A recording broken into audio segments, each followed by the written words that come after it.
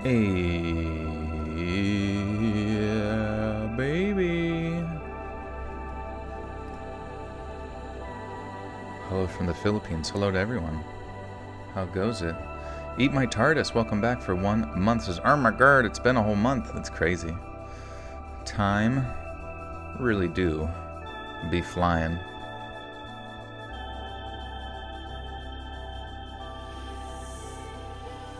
Cha-la-la-la-la. Starting tomorrow, I have to go to work an hour earlier, so now I'll be even less likely to catch streams. I'm sorry, Skittles. I do apologize for that absolutely traumatic experience you're about to go through. Did I go to Florida yet? Yeah, I was down there this past week, but I shall return at the end of July with another friend in another part of Florida. It's weird that people choose to go to Florida in the summer when it's like the hottest ever. And Depressed Turtle, welcome back for half a year, another month, another table flip. Hope you're having a good one, Joel. Say hi to Pradeep for me. I shall. He's laying right behind me. Pradeep, they say hi. And David De La Rosa with the 2 says, hello, Joel. How was your day, my friend? It was a good day. It was a chill Sunday. Got a lot of chores done around the house here, such as washing my clothes. When you let them fucking pile up for a week, and then you just do a big old load. This is my content while drawing. Nice. What are you drawing? Hope you got rid of that cough. I think I'm good. When I was down in Florida, it started to get better. And then when I got back from Florida, the air quality was much better here. And I don't think we're having any current issues with that.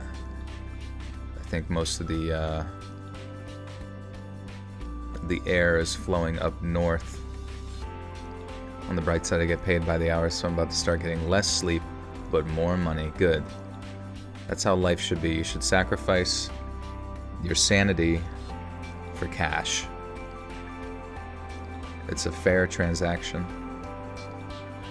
Joel, thank you for making my night morning with this live. Much love all the way from the UK, Great Britain. Let's go, dude. You are welcome, Kai. Good to see you. Nothing makes a day better than a Let's Read live stream. That's what I've been saying. No one seems to care. As a fellow Joel, do you also have a lot of people mistake you for Joe? Yeah, pretty much every stream somebody says, what does Joe do for... Does Joe have a girlfriend? How tall is Joe? Thank you so much, Joey, for your content. I love you, Joey. Also, as a fellow Joel, I'm curious if when you hear the name Rachel, if the chol at the end of Rachel confuses you like it confuses me. I always think somebody's saying my name. Zach with the 5 says, new to your channel, thank you for all your content, dude. It's been helping me get through this new script I'm writing. Much love from Chicago. You're welcome, Zach. Are you allowed to share, include us in on your the inside scoop of the script? If not, it's all good. But thank you. Joel, you've kept me company for hundreds, thousands of hours. Thank you. Welcome, Tennessee. That's what I'm here for. Doing Sunday chores while listening to the live stream. There you go. That's what Sundays is faux.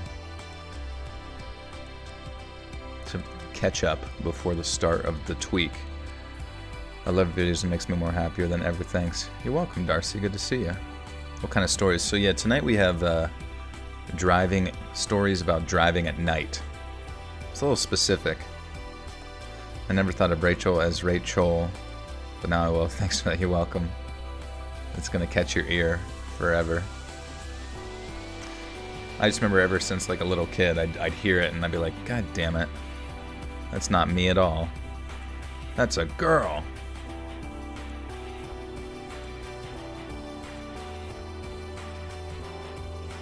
I don't like my name, but I'll say this. I'd have no trouble finding it in the Disney World gift shop. Very generic. Oh, dude, that's the best, though.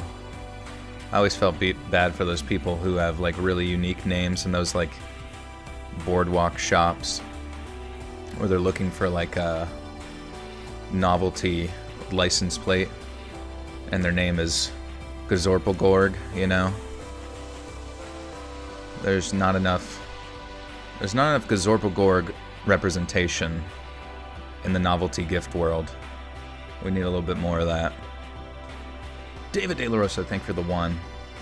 Wort.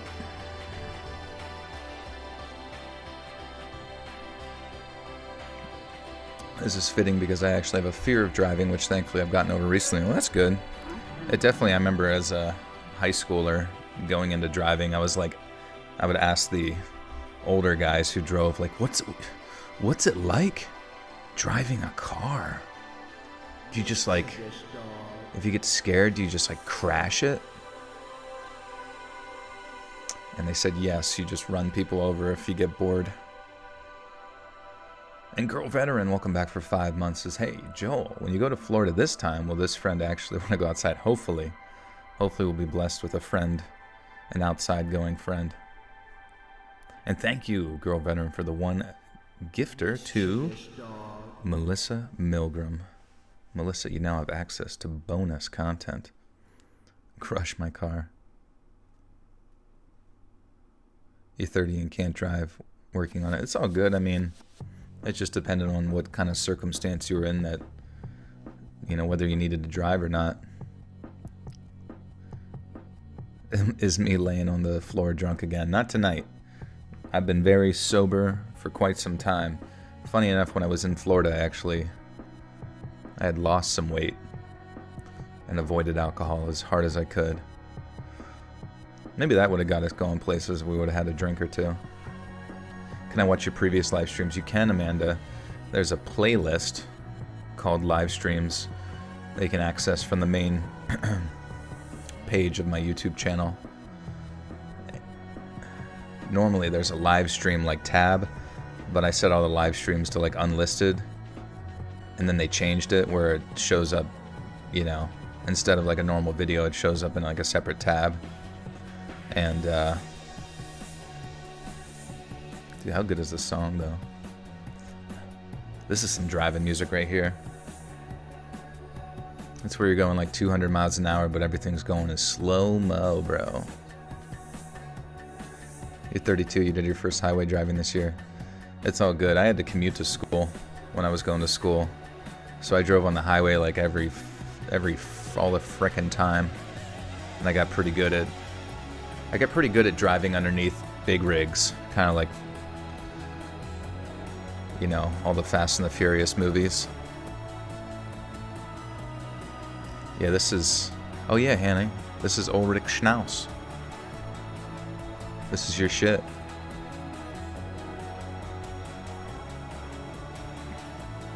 Speaking of weight, I've lost 35 pounds so far this year. Heck yeah, Skittles, let's go.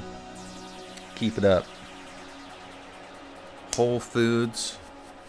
No processed bullshit, unless it's energy drinks. Unless it's energy drinks, then I can't help it. And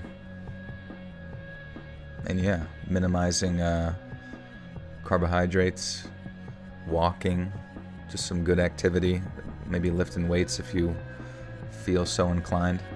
Getting some good sleep. Sleep is really important for losing weight, because that's when your body really gets into it. Grinding some GTA Online. I was thinking earlier about GTA Online and how I was on a walk and I was thinking, I hope the next Grand Theft Auto lets you do it from the perspective of like a police officer as like one of the characters, you know what I mean?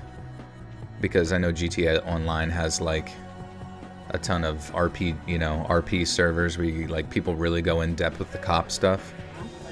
And I don't know exactly how you would represent that in Grand Theft Auto, where, you know, because most of the time if you play that, you kind of like play as like a psycho maniac, But if they had some way to like suspend the disbelief where you could also be crazy, or maybe just some of the missions where you, I don't even know. I just think it would be sick. TARDIS with the 5 says, got my Fear Department retro baseball tee. Your merch quality rocks. Thank you, TARDIS. Yeah, if you want to tag me in any merch that you might post, you know, of yourself online, be sure to tag me and I'll post it on social media. I appreciate that. GTA 6, you'll be able to play a police officer. I can't wait. Oh, is that true? Is that what they said? That would be fun, though.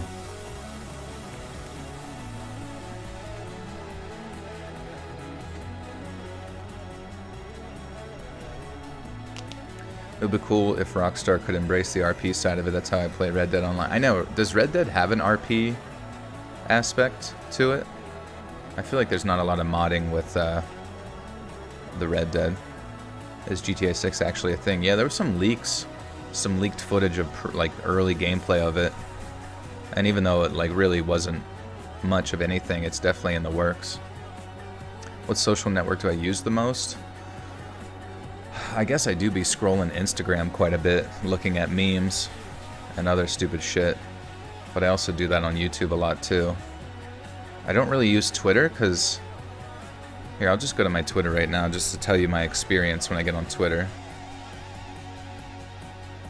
You know, it's just like... Okay, there's a nice piece of art. That's good. It's showing me my tweets. I don't know, there's just like nothing of value that I see on Twitter, like people just kind of saying meme-y stuff. But granted, I don't really follow anybody that would have like a lot of engagement, I guess. But there's just like, it's weird. It's like just people kind of saying random stuff and then like sort of like boomer memes, you know? Like, what would you do if you saw this kitty cat outside your house and it was hungry? You're like, well, I'd probably eat it so it would be out of its misery, I guess. Yeah, I don't really have much to follow. There's just nothing on Twitter. Like, at least with Instagram, it's like funny meme, funny meme, funny meme, funny meme. And then I can just send it to somebody or whatever. We are early today. I wanted to bang this out. I mean, like, I used to complain about Twitter because it was just a lot of negativity. But now I don't even get that at all. I don't get anybody's silly opinions about anything. I almost, like, want that just so I could feel something. Your Twitter's full of Marvel content. Well, that's good. Yeah, at least you can get the stuff you want. You're not much for IG, though, either. Yeah, it's just, you know, just fun. It's basically just like TikTok, where you scroll through stupid video after stupid video. I mean, that's all any of these platforms have become. I'm surprised Twitter doesn't offer more of that. The earlier the better, since I have to start bed early. Oh, yeah, I shall try. It's better for me, too, just because then I can get in bed at a normal time. Though last night was kind of strange. It was probably the weirdest sleeping experience I've had in like a while, where I was, I don't know what the fuck it was. It was like, I must have woken up like 3 or 4 times in the span of like 1 hour. And, yeah, it was a succubus nightmare wet dream. It might as well have been. It was just like, I kept waking up, but in my dreams, it was like I was still in my position of bed, but it was in the dream I was like aware of something, and it was like some sort of like dark presence that was like in my bed, or like near me, or looming over my bed, that was like just like, I remember, you know how like sometimes you get like that sort of ghostly spiritual sensation of like, you know, like electronic energy going through your body, almost like chills, but like different. I felt like I just like kept getting that over and over again, but I would like wake up with the, you know, the feeling. I don't know, but then every time I would fall back asleep, it was like, rather than like starting like a new dream, it was like my dreams would go right back to where I left off, which like never happens for me. Ghost with benefits. I wish the ghost would just give me a little suckage. Amelia with the 5 says, let's start conspiracies about last night's sleep because why was I awake until 5 a.m.? That is not so good. It's probably the gay frogs. They're here, and they don't mean you well. They're croaking all night, keeping you awake. Is it possible yet? But thank you for the 5, Amelia. Good to see you. Do I read any books? If so, do you have any recommendations, any genre? You know, not really. On my trip, I was listening to Lord of the Rings. And it's kind of interesting because, like, Lord of the Rings, like, the whole beginning of that book is literally, like, the length of, or, like, almost the length of, like, one of the movies, you know? It was Fellowship of the Ring. And, dude, fucking, I didn't realize this, but Frodo didn't, like, on Bilbo's 111th birthday, you know, 11th or whatever they call it, whenever he left the ring with Gandalf, because Gandalf was like, you can't have that, you stinker, but you have to leave it willingly. And then fucking he left it to Frodo because Gandalf perceived that, like, Gandalf perceives that hobbits are a little bit more immune to the power of the ring or something for some reason. And then, like, Frodo doesn't leave. Like, Frodo was 33. They had the same birthday. So Frodo was 33 on the day that Bilbo left. He doesn't fucking leave for his adventure to go, you know, fucking return the ring or whatever he has to, you know, to JCPenney or whatever he has to do until he's 50. No joke. Like, it was, I didn't even realize that. Like, there's fucking like 20 years go by before he's like, alright, I guess I'll go run that errand. 7-Leaf Clover, welcome back for 5 months. Says, heads up, I won't be here for the your live 14th through the 16th weekend, going to celebrate my milestone with friends and fam. Hey, no worries. Oh, your milestone of no smoking. Let's go. Fuck smoking, dude. It's bad for you, and it stinks. Most importantly, it stinks. Frodo arrives at Mount Doom. He throws Sam in there. But also, the audiobook is narrated by... Who's the guy who plays Gollum?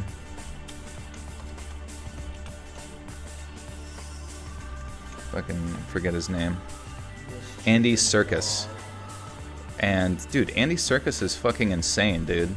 Like, he is so good. He's just, like, so good at, just narration, voice acting, all that shit. Like, he was just, every character he played, he was able to stick consistent with, like, the voice of it, and just, like, really make you feel as if though every character was, like, had its own personality and was, you know, it was just amazing.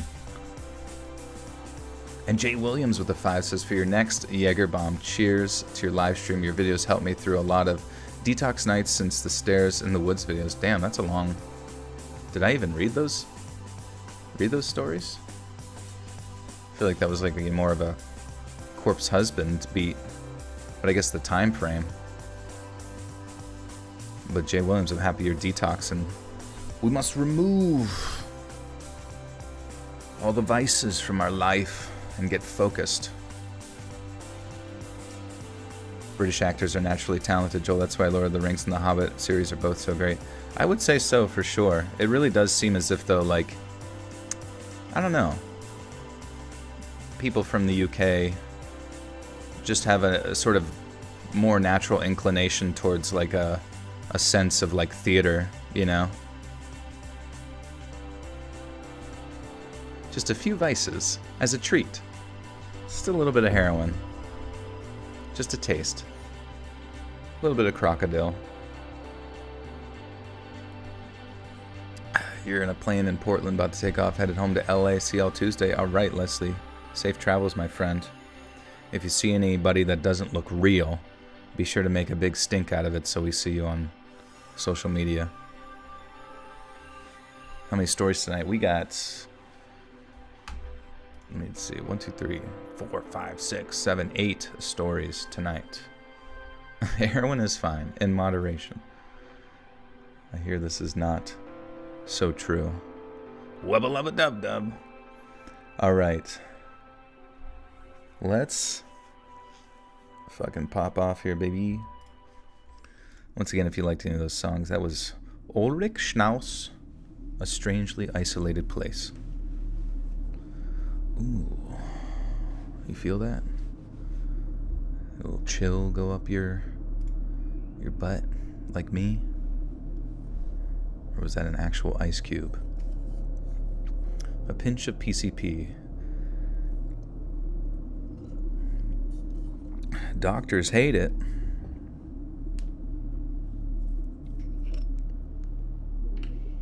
Even if I truly believe someone on the plane wasn't real, like, so what?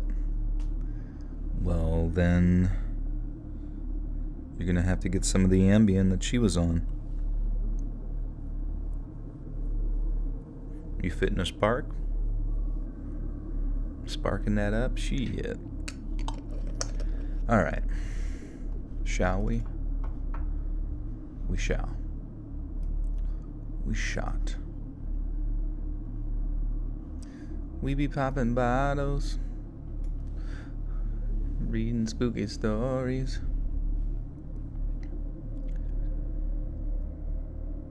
My girlfriend and I are the adventurous type. We like to go out of the house as much as possible, doing literally whatever outdoor activity we can do. This time, we decided late in the day that we wanted to go camping for around a week. Neither of us have the typical job where your hours are set, and the best way I can explain it is that we basically work for ourselves when it comes to our scheduling, but in the grand scheme of things, we work for a larger company. We packed our bags and headed towards the campsite. It's a state park where you can camp for free for up to 14 days without permits or approval needed. We were driving along a dirt road for a while, and I made the horrible mistake of not turning on my high beams. I don't know why it was something I hadn't thought of doing, and it would prove to be something that I'd regret for the rest of my life. It didn't help that I was also going way too fast for the terrain and time of night. And within a split second of my girlfriend, Lynn with the deuces, been on the DL, not dead, just working out. No worries, Lynn. Glad you're doing well. Getting that cheddar cheese. You want to sleep in the woods? Nothing's stopping you, besides the ticks.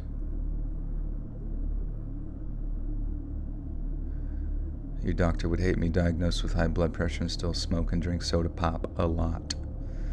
Oh, maybe we can... You know what? You could get those little pouches, those little nicotine pouches.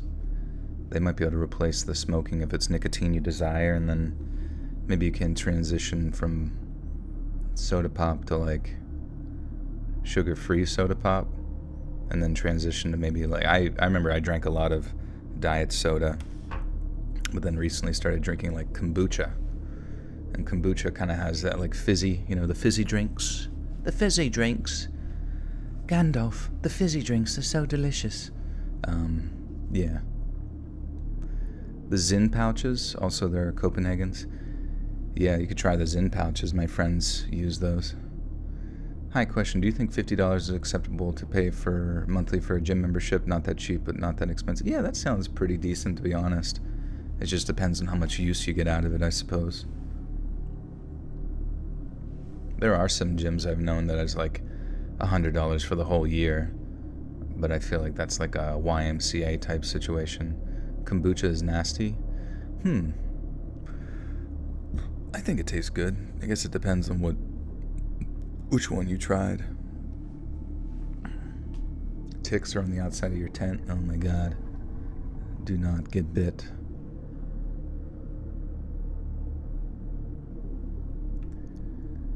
Within a split second, my girlfriend screamed, and only feet in front of the truck we saw both a large downed tree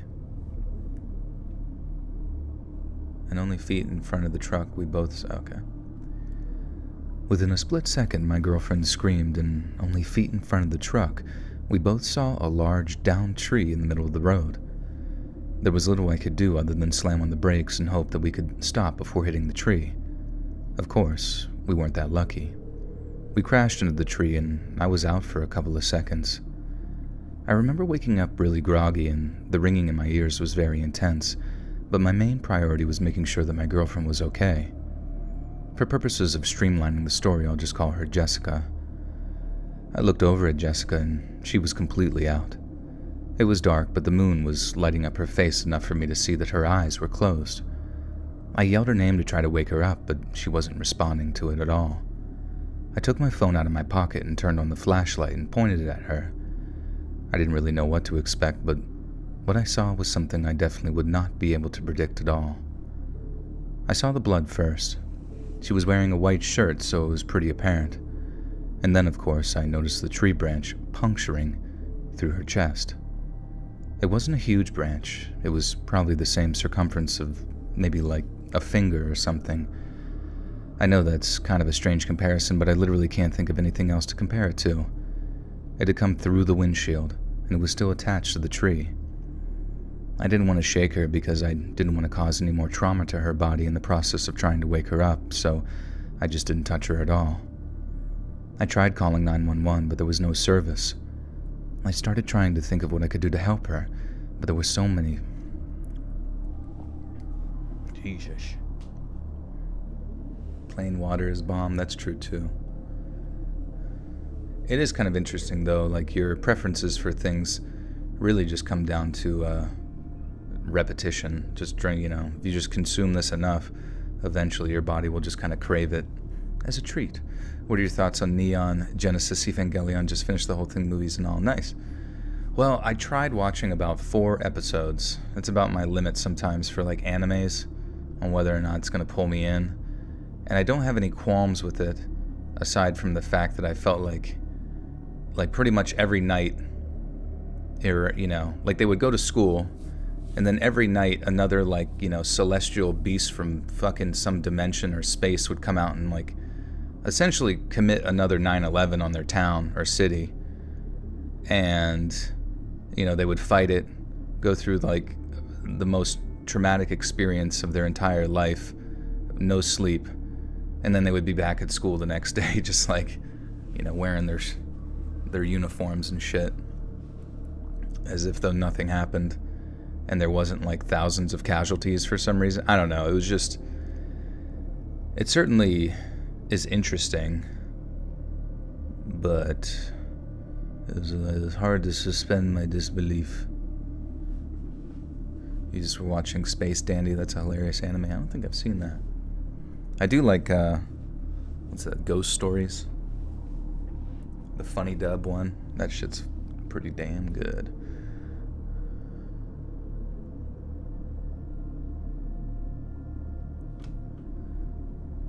I started trying to think of what I could do to help her, but there were so few options.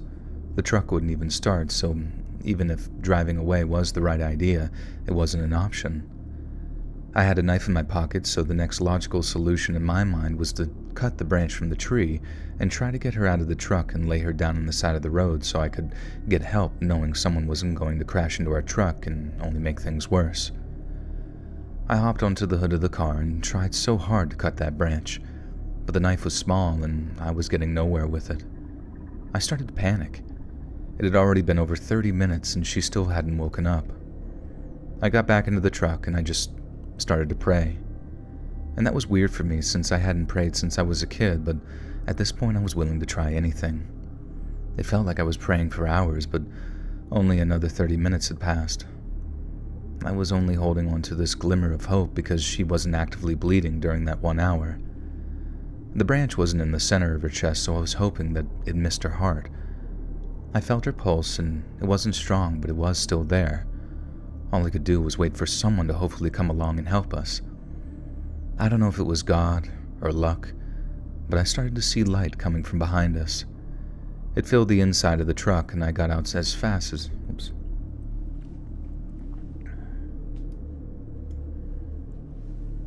You lost your green sea money? I'm sorry about that. I assume when you get the gifted stuff, it lasts for a month, right? Or is it shorter? Because sometimes I feel like people get it, and then the next stream, it will be gone. You're multitasking, watching The Evil Dead Rise. Nice, is it good? Demon Slayer is a good anime. Yeah, I'm gonna have to check that out. Don't remove the object from the puncture wound. Yeah, that's what I hear.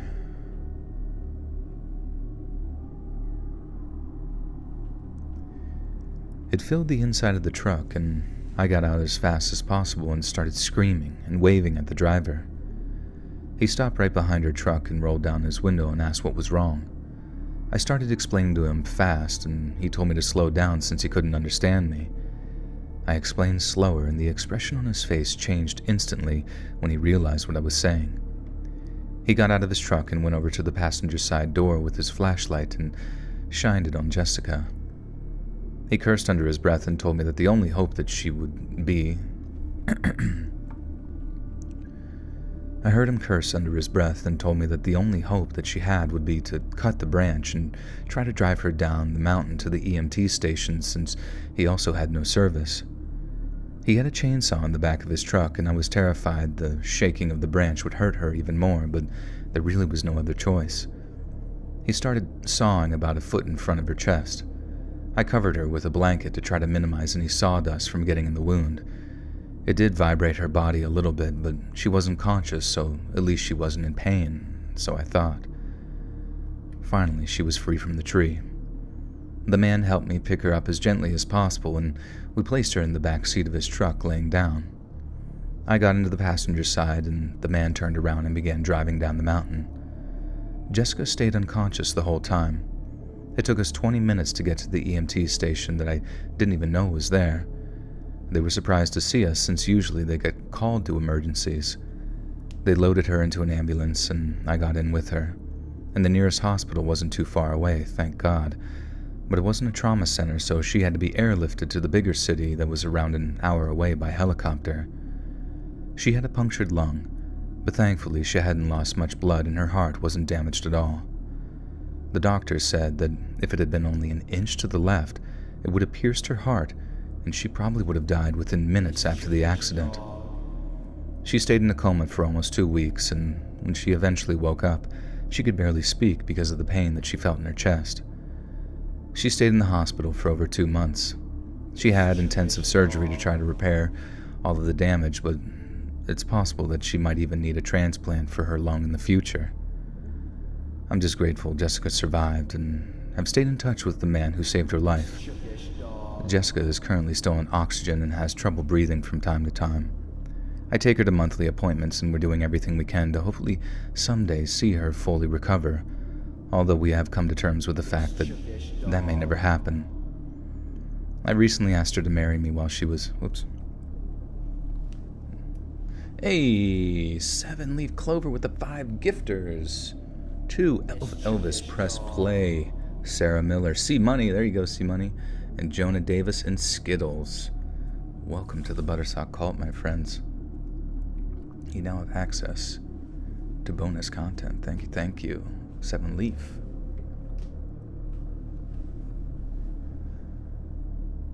How am I doing today? I'm doing good. Honestly, I don't know. I do better when I'm like streaming, like work. You could call this work, I guess, you know. And I honestly just feel like my mind as a person is just in a better state whenever I'm like busy with shit, you know. But like sometimes I get to the weekends and I don't have a lot going on, and it's kind of fucking depressing. But I don't know. What's the Buttersock Cult? You're in it, Amanda. You're in it. Abducted into a cult or inducted. It's up to you.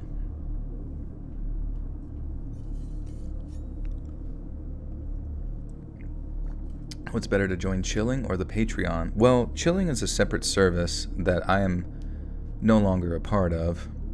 Not out of any negative means, I just didn't have time for it. It's a great service. It's a ton of additional bonus content, stories from a ton of really talented narrators, and there's all sorts of stuff that's implemented into its streaming service as well. I think there's movies that they have it on there, and but as far as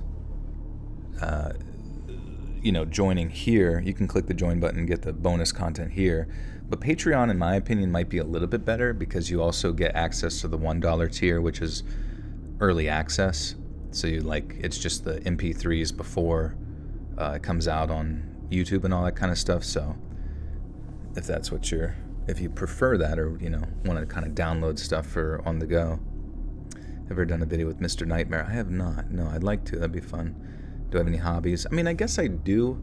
I recently, ever since I stopped playing Overwatch, even though I guess video games aren't really a hobby because they're not like productive per se. I don't know. I've heard someone compare video games as not a hobby just because you're not really, doing anything with it. But ever since I stopped playing Overwatch, I don't really play video games, or I haven't in a while. I played a little Diablo, got kind of bored of that. Yeah, my hobby is stalking people. It's so tough keeping up with them. Aaron Astro's here, what's good? Just watched Finding Nemo for the first time in years. Best Pixar movie there is. It's a good one. The voice is on point. You're improving your hand-eye coordination. Yeah, that's true. You played Splatoon. I never did. It looks fun though. I asked her to marry me while she was still in the hospital, and she actually said yes, and no matter what happens, I'm looking forward to spending the rest of our lives. I asked her to marry me while she was still in the hospital, and she said yes, and no matter what happens, I'm looking forward to spending the rest of our lives together. I'll never forget that night, and oftentimes I struggle to forgive myself for what happened, but I'm also glad it's something that she doesn't have to remember. My favorite baked potato topping. Oh, fuck, dude. God. Well, you know what's even better than a baked potato? Is a fucking sweet potato, dude. Like, apparently the macronutrients of a baked potato and a sweet potato really aren't all that much as far as, like, carbohydrate, but in my opinion, sweet potatoes, like, you could bake sweet potatoes for me, and I could just eat them raw, because they taste fucking just sweet, Whereas I feel like a potato by itself wouldn't taste that great. But I remember my parents would make, it was like one of their meals that they would make was like steak, potatoes, and salad. And it all was good to me. I liked just fucking basically taking the potato and just drenching it with fucking butter and pepper. I guess butter. Yeah. Butter's always a good go-to. The rolls from the Texas Roadhouse. Oh my god, yeah. That shit could be a meal in itself. What's the best horror game for PS3? Shit, I don't even remember anything from PS3. It's been so long. Do you guys remember any good ones? You love the roasted Japanese sweet potato. Japanese? It's a classic growing up meal. It was good. Who did you main in Overwatch? I was like a Hanzo main. But I don't know what it was about going from Overwatch 1 to Overwatch 2, but I just got notably fucking worse at the game going into Overwatch 2. Because the one change that people didn't really notice was that like the field of view was like way different, in my opinion, from the first one to the second one. And a lot of like the UI sort of like contextual feedback that the game would give you, it felt very like arcadey and in some strange ways like delayed, I guess. I don't know, I felt like my depth perception was like so shitty once we went to 2. And there was like a lot more stress too, because you couldn't, you can't really hide behind as many shields. But I don't even know. Overwatch just doesn't have any, there's no coordination to it without like the off-tank situation.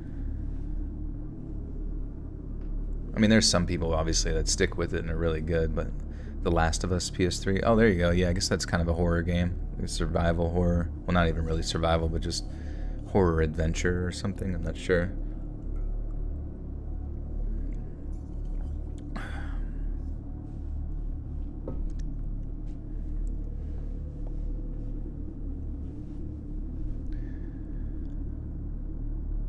So I come to find that dating online can be crazy. And let me just say that before I say anything else... Oh, whoops. So I've come to find that dating online can be crazy. Let me just say that before I say anything else. You see pictures of someone online, talk for a while, and then meet them, not even knowing for sure that they're the person in the picture.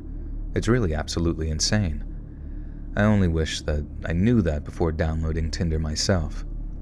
I had gone on a few dates with guys that I met on Tinder, but nothing ever worked out. Most guys just wanted hookups or aren't ready for commitment. Of course, there are also some creeps, but I didn't come across those types too often.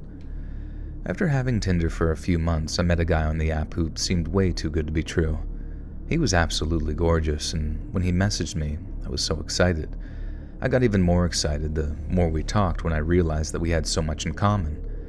He was so nice and funny, and from what he told me about himself, he really seemed like my dream guy, you know? After around a week of talking, he asked if I wanted to hang out. I suggested a bar near my house, but he wanted to go to dinner instead. I usually like to get drinks on a first date so I could leave quickly if it went bad, but I liked this guy so much and he seemed different, so I agreed to dinner. For purposes of just kind of getting to the point, we'll call...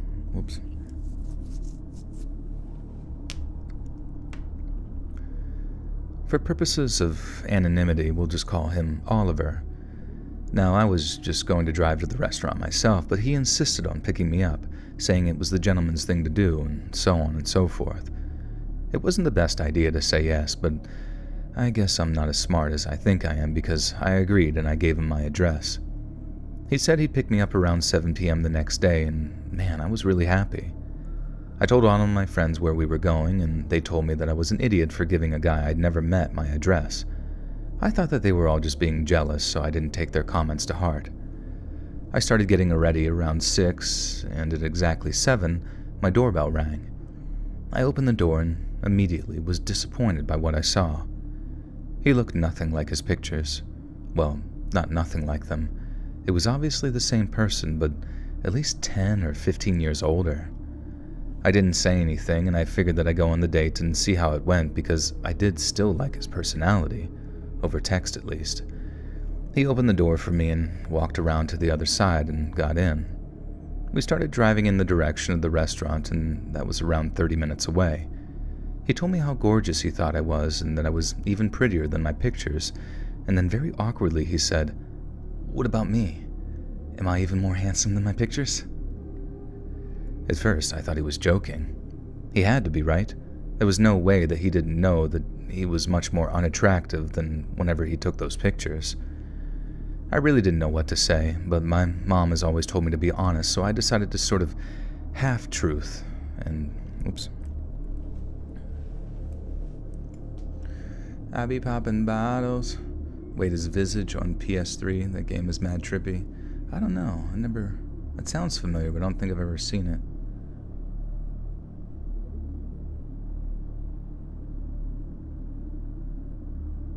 Online dating is a joke. People are way too comfy on those apps. Yeah, it's also just like, I don't know. It's rough. It's rough. Why does this story sound familiar? Oh, maybe you just heard a lot of Tinder date stories? I don't know. It doesn't sound familiar thus far. I guess familiar in the sense that it's just, I feel like nothing's happened so far. A little rough, like a puppy. You get scared and deleted all of them. I mean, that's fine. Yeah, if you felt unsafe on them, it's definitely not worth just continuing. But it is hard to just meet people IRL. Like, what do you do? Go up to them and say, "Hey, I would like to impregnate you. What do you say? What do you say? What do you say we get out of this here grocery store?" I really didn't know what to say, but my mom has always told me to be honest, so I decided a half-truth was better than nothing. I said he looked good, but that I was curious how long ago he had taken those pictures. It was immediately obvious he took offense to the question, so I quickly apologized and told him to forget I ever asked. I was hoping that we could just move on from that, but clearly it took... fuck. bake a pie? Want to bake a pie? Want to come home and bake a pie?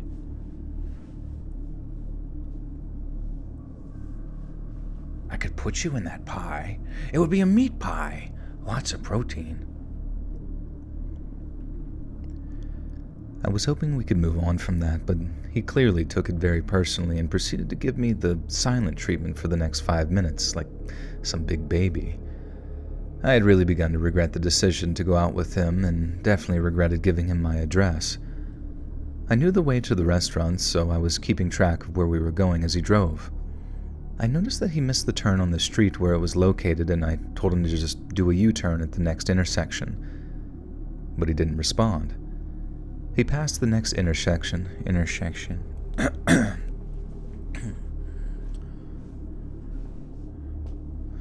The next intersections. We passed the next intersections. Amalia, welcome back for 9 months gestating in the Buttersauce cult. Says, hey everyone, hey Joel, how's it going? And I just got home from the Supernatural Con in the Bay Area. It was so awesome. That's funny, Amalia. I was just watching Supernatural for the first time of my life recently at some friends down in Florida, and it was a good show. And I am forever impressed at how Jensen Ackles just does not age like a fucking actual vampire, which he might well be. Because just seeing him at the beginning of that and like knowing that that took place in what, like 2007 or even before that, and then seeing him as Soldier Boy in The Boys, and it was just like, dude, that's the same dude, but he's like a little bit more manly, I guess, in The Boys. You went to a Supernatural con too? Oh, nice. The one thing I heard though, and this doesn't really matter, but that Jensen Ackles did like a prequel to the show where he directed it or something, was about their parents or whatever, and he didn't tell Sam, his brother, the actor, even though they're like best friends, that he was doing that show, which I guess would be very very offensive, where you like have been best friends forever and you're like working together for 20 plus years, and then they work on a project related to Supernatural and just don't even involve you. I feel like that would be real. I mean, I don't know if that's true or not, but it'd be a bit strange to me.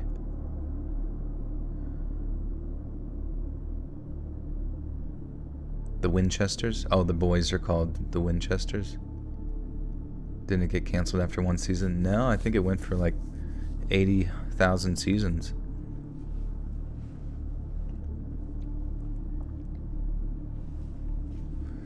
I'm currently making every FNAF character as a me on my ancient 3DS. Hell yeah, dude.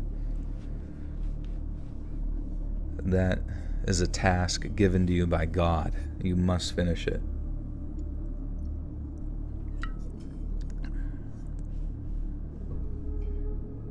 Oh, it was called The Winchesters, not Supernatural. Okay, yeah. Jensen Ackles is so hot in real life, too. Yeah, I mean, you look at him, and he's just like a flawless creature, really. I mean, both of them are very good-looking gents. And I'm just like, fuck, how do you just... I mean, I guess I thought about, Zoolander. I'm like, how does he do that? And, well, he's professionally good-looking. You can stay young and hot whenever you're professionally good-looking. That's your job. The creator of the Supernatural, the creator of The Boys. Yeah, dude. And I saw that the dad from Supernatural was also that guy that had that, from The Walking Dead, who like took the bat with the spikes and hit the one dude in the face with the eye, blew his eye out. And I guess they're gonna bring him. I heard that they were gonna bring him into The Boys season 4. Yeah, what's it? Negan, Jeffrey Dean Morgan. Yeah, dude, there's a lot of huge talent in that show that I'm excited to see them make it into a broader spectrum with The Boys. I mean, maybe The Boys is more niche, but I would say it's more successful than Supernatural, or at least more current, I'm professionally ugly. It's hard profession to get into, but I'm a natural.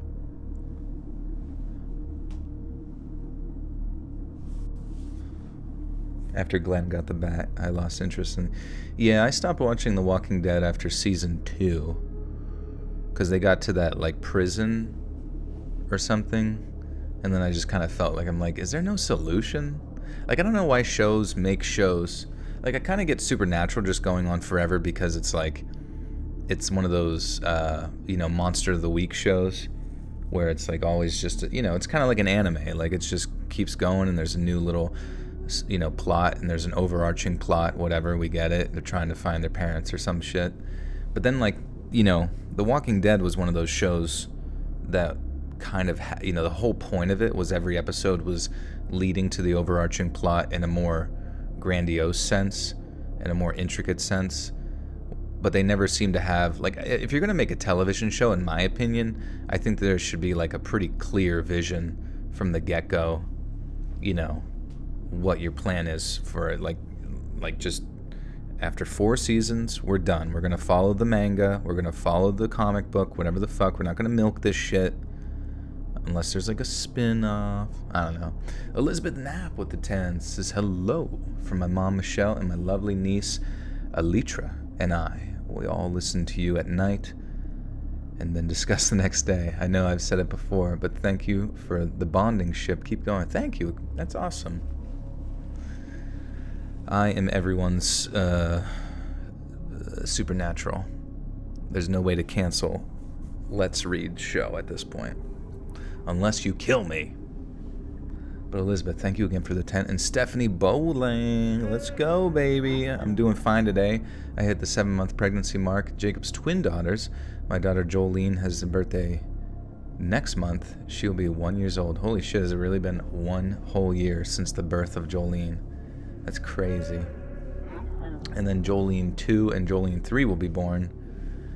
And that's going to be where things get wild. Breaking Bad did good with the story in the ending. Yeah, it seemed like they were pretty focused there. Joel, have you seen the new I Think You Should Leave season? What are your favorite sketches? So, yeah, it was I did see it. I haven't watched it more than once, even though I watched the other ones a lot, but I think it was because I was with... I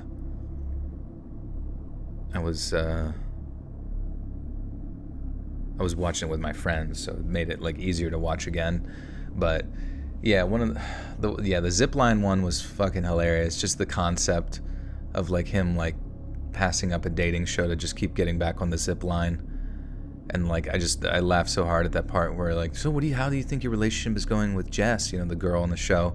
And he's like, good, and he's just like, hurry up, and he hurries up and eats his food and drinks his stuff and goes back out in the zip line. That shit was so funny. I mean, there were so many good ones. It's almost hard to remember them. Oh, dude, the fucking one where it's like he's playing a game where he's just like feeding some guy like eggs on his screen, and he's like, what the hell? Like, I don't know. It was so wacky. And then with Shirt Brothers, it's like, you gotta help me, Shirt Brother. I just found out that there's no rules and you can just do whatever you want. You can't tell anybody about this. When he runs in the air with the wire to kill me, yeah, that one was so good. That one egg was 40 eggs? What the fuck? It's got a bush? Like, it's just so funny. Like, the egg pulls its pants down and it's got like a bush, but that's it. And then it like turns over and spreads its like cheeks and you see its like butthole. And I'm just like, and he's like, you can't be looking at porn at work. And he's like, you should be able to look at a little bit of porn at work. Did you watch The Idol? No, I don't know. What is that? Is that like American Idol? I would watch those shows if I had somebody to watch it with, you know what I mean? Like a group of friends or whatever, just to kind of comment and be silly, but that's just not really my vibe by myself, I guess. I guess really no shows are my vibe by myself. Like, I just don't have the, like, it has to be a really good, like, I watch The Boys by myself. I Think You Should Leave, fucking Love, Death, and Robots. I watched all of those by myself. Black Mirror. I did watch Black Mirror, like, the first season, but I haven't really taken the time to watch the other ones. Maybe because I didn't want to be, like, perpetually depressed of what the future holds. But I'm sure there's some good ideas in there. I still have this running idea in my own mind of, like, wanting to do other projects And one of the projects that I would love to do is just like something very similar to like horror anthology. I mean, at this point, I'm just going to be like a broken record, but I just wish I could, like, if anybody has any ideas on how you go about like crowdfunding and coordinating like a horror anthology film of sorts. I'm thinking it's something you could do through like a separate Patreon, you know, and then just pay the animators and everybody like the appropriate rates to like make the stuff, you know, the writers, whoever.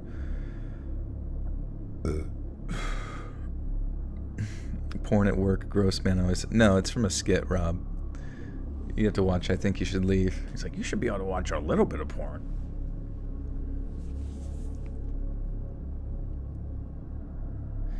I don't know if you know your power. Well, that's the thing is, yeah, I feel in myself that I have the drive, the capability of like to communicate with, like, I feel really good at like management shit, you know what I mean? In the sense that I feel like I could communicate with a bunch of animators, I could communicate with people that do the sound, with people that do the voices, with people, you know what I mean? Like the producer kind of bullshit, the director kind of stuff, the writing, all that kind of crap. But I just don't know where to start, I guess. So maybe I'm bad at it. I don't know. What should be the poll today? What kind of porn? I guess egg porn. I always wanted to see a live action short film based on the Sarah animated horror story. Oh, that would be, yeah. Oh, I missed Eugenia's milestone message. I'm sorry. Oh, there it is. Yeah, welcome back, Eugenia, for 3 months. Says, hey, Jolie, I'm using this milestone message to ask to get the leopard print dress from Zara or not to get. Hugs and kisses from Mr. Pradeep. Yeah, fuck it, dude. Get a leopard print dress. That sounds cool as shit. Are you gonna wear it to the big ball? The all-seeing being. Hello, hello. Oh yeah, that should be the poll. We'll let them decide. Start the poll. Leopard dotted dress. Get. Yes. No. Ew. Okay, we're asking the community. We're getting everyone involved. So making shorts about horror stories? Yeah, essentially. I was thinking, but I mean, like, they would be like fun, cool ones, like, you know, like, I guess I could like basically end up starting a whole new channel. You know, I wonder how many animators you would need to really make something like that happen, and like how much you would have to pay them. And then I imagine we could like release like monthly ones or whatever. Oh, we got 74% already saying yes. Off to a good start for the leopard dress. Make a pilot short for the anthology, and then it goes, we'll make a Kickstarter pilot. Yeah, I guess so. Been super depressed recently with the breakup. Super grateful for the stream and the chat. Don't feel so alone. Yeah, heck yeah, Ethan. Good to see you. Time heals all wounds, my friend. But also, Ethan, the best way to get over a breakup is to focus on yourself, get better yourself, whether that's like through your health and fitness or, you know, getting that bag. Because believe me, at the end of the day, as long as you focus on yourself and continue to grow that way, there will be hot babes waiting at the finish line for you, my friend. There is hope.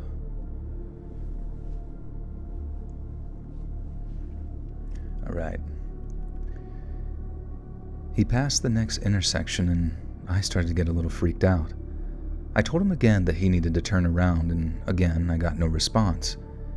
He drove along the road, and I asked him over and over what he was doing and where we were going, but he refused to even look at me. We stopped at a red light, and I knew that I just had to get out of that car. I went to open the door, but I saw that it was locked. There was no button to unlock it, and it was one of those locks that retracted inside the door, so I couldn't even manually do it myself. I was trapped. I took my phone out, and as discreetly as possible, I texted my friend my location. After driving for some time, Oliver pulled into an empty parking lot outside a grocery store. He parked in a spot on the far end of the lot. I didn't know exactly what he planned to do, but I had an idea that I was not at all about to let that happen. He took off his seatbelt and I reached in my purse. He grabbed my arms and tried pinning me down. I fought back against him and tried as hard as I could to keep him off of me. Finally, he let go of my arm and I pulled out my pepper spray and I sprayed him directly in the face. The only problem was with using pepper spray in such a confined space is you end up getting it on yourself as well. My eyes immediately began to burn and water as he screamed in the seat beside me. He started calling me every name in the book as he tried wiping his face with his shirt, and during the struggle, I was able to reach over to him and unlock the doors. I shoved it open. I fell out into the ground, scraping my knees in the process, and by the point I was having trouble seeing.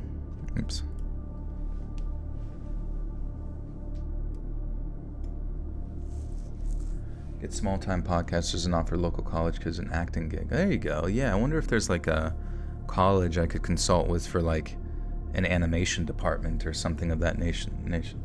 Why is my voice like velvet? I love it. Not in a weird way. No, it's okay. I don't know. I guess I've just practiced this voice for so long, being deep.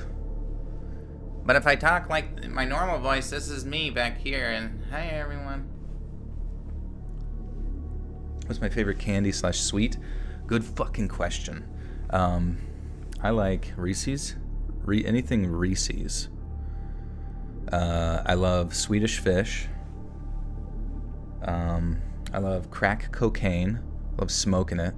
Like mixing all three of those things into a pipe, kind of in a goop, and just inhaling that shit, man. That's where Willy Wonka was fucking going, my dude. I'm telling you. You go right to the factory with that shit, you becoming Oompa Loompa, dog. But yeah, peanut butter's pretty good.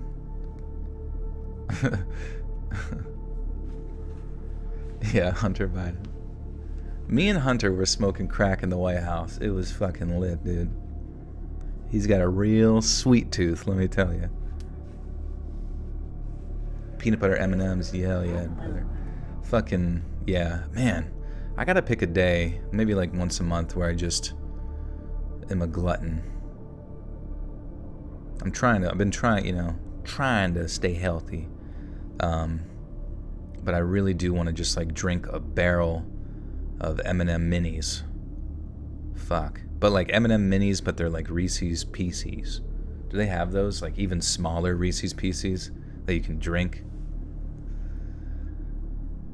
Stephanie Bowling with the 2 says, Jacob is happy about our daughter Jolene being 1. Hell yeah, dude. Your cadence, tone, and inflection changes from 5 years ago now is remarkable. Thank you. I appreciate that. I do be trying to hone my craft. You got something sweet I can eat? What is it? Is it a Wowie Pop?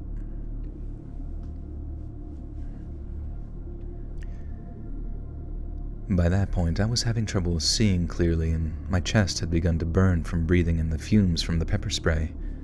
I tried standing, but was so dizzy. I kept falling back to the ground. I stumbled as slowly... Whoopsies. You mentioned last week my delivery is badass. Well, thank you. I deliver in 30 minutes or less. What the hell is the poll asking? Whether or not she should get a leopard pattern dress from Jared's. Oh, you know what I did watch related to true crime that you guys might find sort of interesting?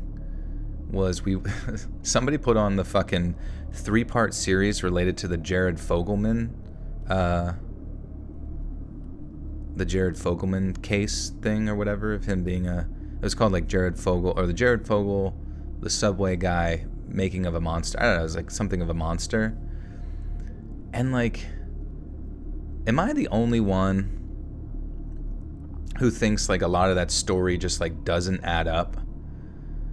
Because like, I don't know, like there's like a part in it where like, well, not a part, but like a majority of it is like all about this like woman who was like a radio broadcaster who met Jared at an interview and then he just sort of like casually says that he's a pedophile, and then like at that point she just like devotes the next 3 years of her life trying to like get him, you know what I mean, and like brings it to the FBI, but like it just doesn't make like when you look at it like retrospectively at all, like when you look at the story and how it goes, I can't really get all the details in my head right now, but it almost seems as if though like she was, in my opinion, like she was like the reason that Jared and her even interacted in that way and that she got that information was that she potentially was also and this might be kind of disparaging, but I'm just speculating because it just didn't add up in my head,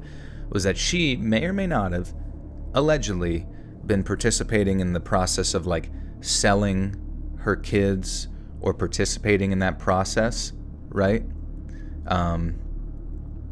To then, you know, attract those types of characters, and then she got caught or whatever, and then because she was like small potatoes in the sort of thing, she was then utilized as an informant to then try to, you know, entrap or whatever Jared Fogle and his crew of deviants.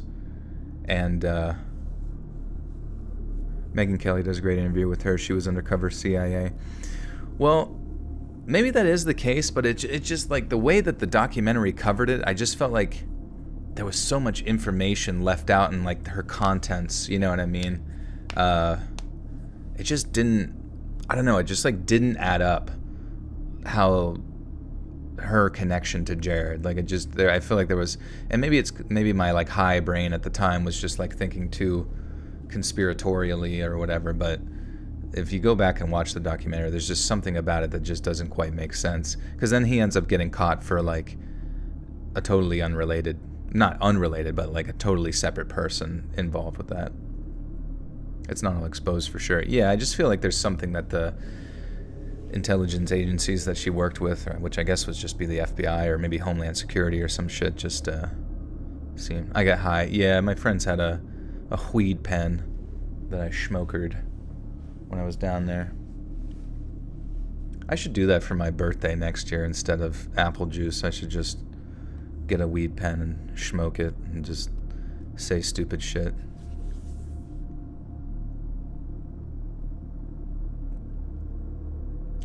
Yeah, weed is like 10,000 times better than alcohol, because the nice thing with that was, I mean, obviously you guys know this, but it's like once you kind of don't want to be high anymore, you're just like, okay, I'll stop. And then like an hour later, you're just like good to go, you know, whereas alcohol, it's like, oh, to even feel like a fraction of the high that you felt with like marijuana, you have to get splongered.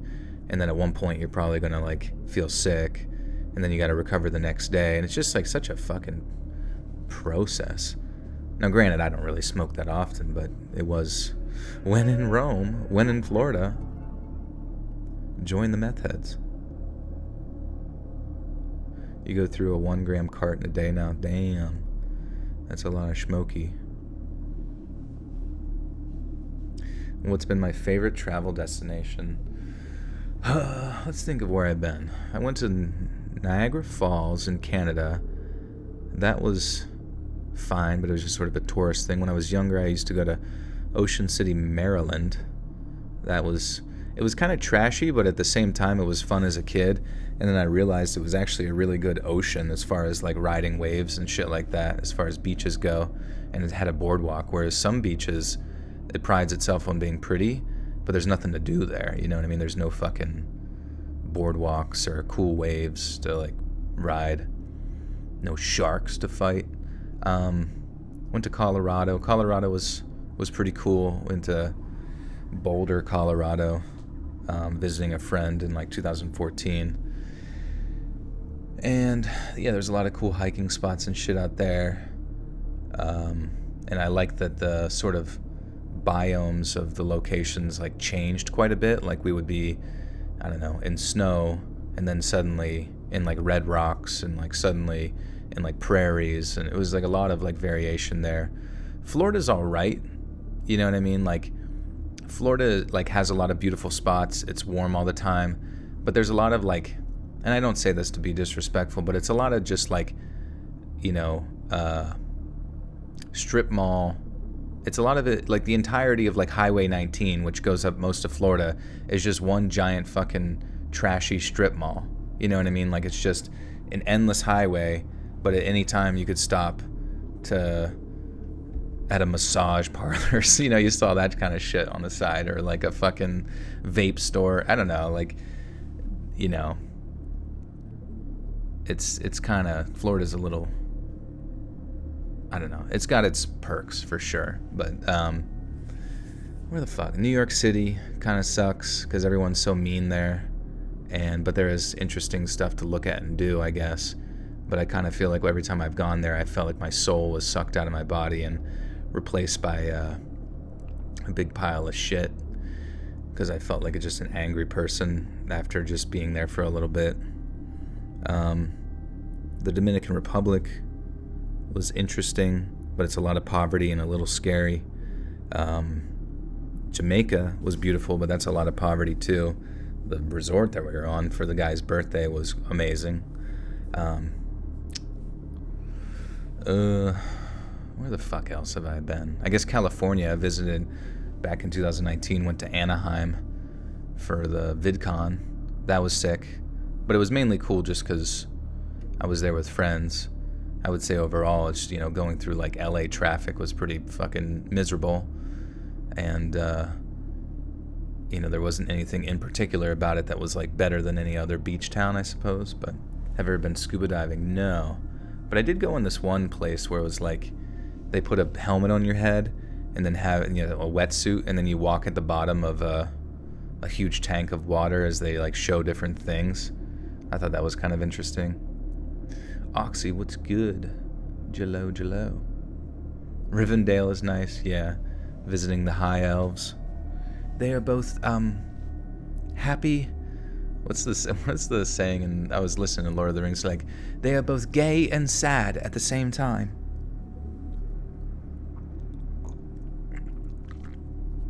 Ever been to Bloodstock? No, what's that?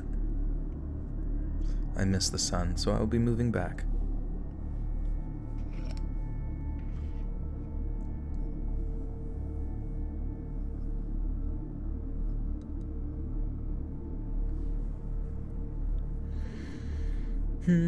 I be popping bottles. Joel Reed. I can't, dude. I don't know how. I forgot. No one taught me.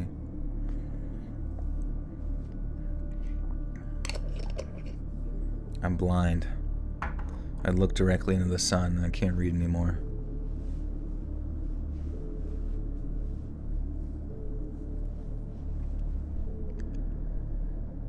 I stumbled as I slowly made my way across the lot. I heard his door open and him yelling at me to come back over. I looked back, and through all the blurriness and tears, I saw him tripping over himself as he followed me. I screamed for help, but no one was around to hear my cries. Oliver started to say that he was just joking and that he didn't mean to freak me out. He said if I just came back to the car with him, we'd go to the restaurant as planned, and that he was sorry. And he says this in between screams of pain from his eyes burning. It was terrifying, and I genuinely wondered if he thought that I was actually going to believe him and go back to the car with him. Is he really that stupid? He was close behind me, but... Whoops. He was close behind me, and within no time... He was close behind me within no time, and just as I reached the doors of the grocery store, he grabbed me by the shoulders and yanked me back. But the doors had already opened, and I screamed for my life. I saw a man came running out and told Oliver to get off of me, which he then did immediately. And the man helped me up and tried to keep Oliver there, but there was no stopping him from getting back in his car and driving away. The police were called in that moment, and they told me that they'd open an investigation, but nothing ever came of it. And believe it or not, this guy was never found. I moved out of that house that I was living in at the time and just moved back in with my parents. I started to get really paranoid for a while that he would find me, but it still hasn't happened. Now I use my story as what the fuck? Stephanie Bowling with the 2. I missed a donation. Whoopsies. Oh, I'm sorry, Stephanie. With the 10 up there, Jacob is not perfect. He's far from it. He just wants to be the best husband and father to our children. He's not perfect, but he is an awesome husband and father to our children. Jacob is a good man. Hell yeah, dude. Thank you for the 10.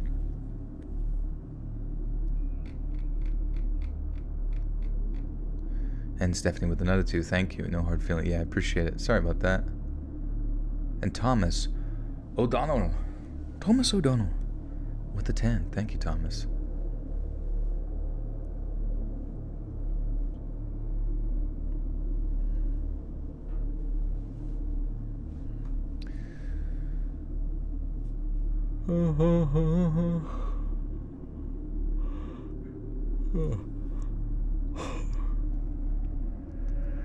I use my story now as a cautionary tale for other women going down the same path that I once was. Even you men out there, you never know who wants to hurt you, but it can and does happen, so please be careful. Pradeep's at my feet. He seems to want to be squished. I be popping pimples, yeah. Does anyone else hear Minecraft cow sound sometimes? What's the cow sound like? Oh shit!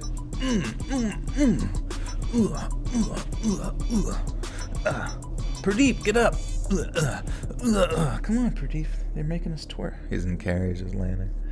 Lauren NASCAR with the 30 twerkable big ones. Thank you. That came out of nowhere. Appreciate you. Thank you so much. If you do have a message, please do send it.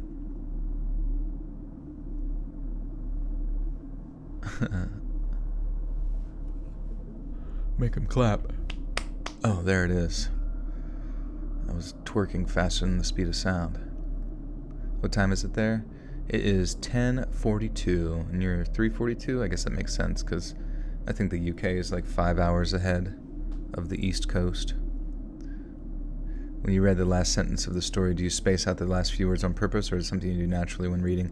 I try to do that, and now I've done it so many times. Ow, Pradeep's biting my foot. Hey. I try to do that,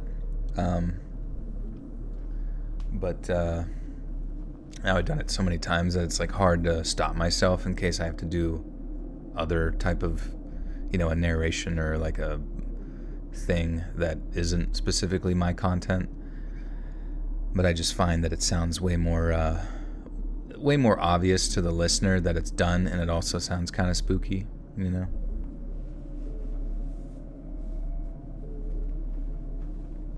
He demands the toes. Yeah, that's the only time when Pradeep bites. If you pet his belly with your feet, he does allow it. But, there's something about feet. He's got, a fetish for fucking taking a chonk out of it. Do I converse like that with your homies and bank tellers? Yeah, right at the end. And I'll see you next time. And then the bank teller calls the police.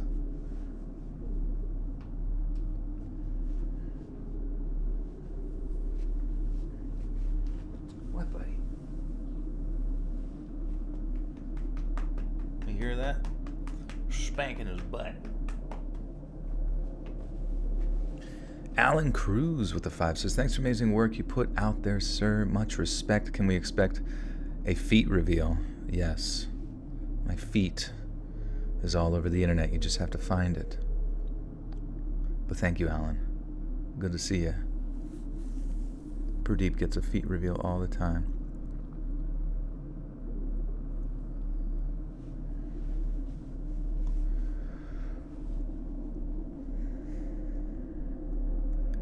I really wasn't planning on telling this story, but it's been a few years and I'm not as freaked out by what happened as I used to be, so why not? I was only 19 at the time. I moved across the country the year before college and had never had any issues driving home for the different breaks that we had over the school year. It was winter break and my mom really wanted me to come home that year to celebrate the holidays with my family since I hadn't the year before. I agreed, but I really didn't want to leave my car for weeks. There had been a lot of car break-ins. There had been a lot of car break-ins in the city that I lived in, and leaving my car to be vandalized, broken into, or stolen just was not an option to me. I told my mom that I'd be driving home, and she wasn't too happy about it, but understood. She offered to have my dad fly out and drive with me, but I didn't want them to go through all that trouble, and I thought a few days on the road by myself would be a good thing. I've been having issues in my personal life, and having the time to think about it without any distractions seemed like a good thing to me. I packed up a few bags that would last me the next few weeks and said bye to my roommate, who was pretty bummed out about me leaving, and headed out the door. Well, thinking back on it now, my car probably wasn't worth it, what I went through during that drive home. Oops.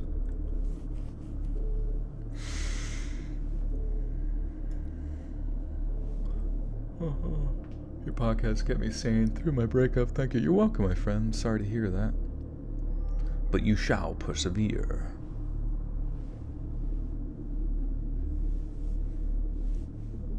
And Stephanie Bowling with the 10 says, Jacob and my 3-year-old son Brandon had beautiful conversation. Brandon asked Jacob, Daddy, what was the most important day of your life? And Jacob said, when I met and married your beautiful mother. Hell yeah, dude. That's a good dad. Right there.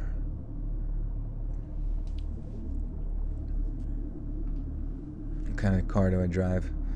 I drive a 1995 suicide door Lamborghini. I'd go over 160 miles an hour every day to a local gas station to get an energy drink.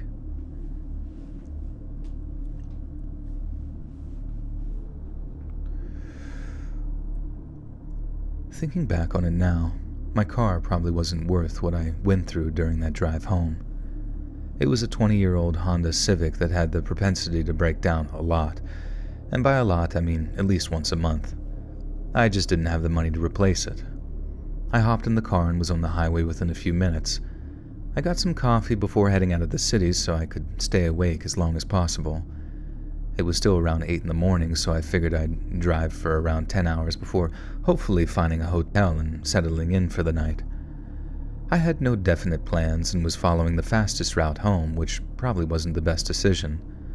I know now that I should have taken the route that didn't involve long stretches of highway with nothing but fields for miles and miles. I stopped a few times for a bathroom and snack breaks, and by at around 7 p.m. I was done. I'd been driving for almost 11 hours and didn't want to be a hazard to myself or others on the road if I kept driving while being that exhausted. I found a relatively nice hotel and got a room for the night and continued my drive the next morning. That day I'd be driving through parts of the Midwest, and it wasn't necessarily something I was looking forward to. The last time I drove through it, it was a lot of just flat land and cornfields, both things I thought were boring to look at on a long road trip. And it was winter, though.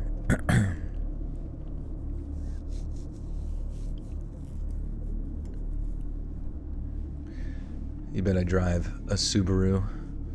It's funny, I drove behind a Subaru recently and it said Super-Ru, like S-U-P-E-R-O-O or R-O-O. And in that moment I had to, hold back everything inside of myself that told me to rear end them as hard as possible. Just to really test whether it was true. Both things I thought were boring to look at on a long road trip. It was winter though, so there was no corn. The weather could have been better, but I had no issues the day before, so I hoped that it would stay that way. The day went by faster than the previous one, and the sun was down before I knew it. By 6 p.m. I was feeling pretty good to keep going, so I passed through the next city and drove on. Around 7 I started hearing a knocking sound and wanted to cry when I realized that it was coming from my engine. It had started to snow, and my car began to creep along the road until I pulled to the side of the road where it completely gave out. It was getting cold without the heater on, and I knew that I had to get help very soon. I checked Google Maps to see if I was close to another city, but the next town, albeit a very small one, was still almost an hour away. I tried calling my parents to tell them what happened, but my service was completely out. I decided to use the emergency calls only button on my phone to call for help, and thank God it worked.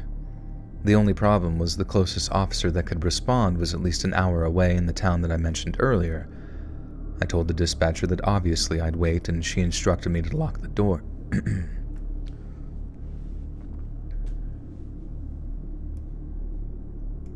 Subaru backwards is Eurobus. Nice, dude. Ever since I started listening to horror stories, I have the urge to go to random rest stops in the middle of the night. Yeah, you might as well. Just to check in the local glory hole.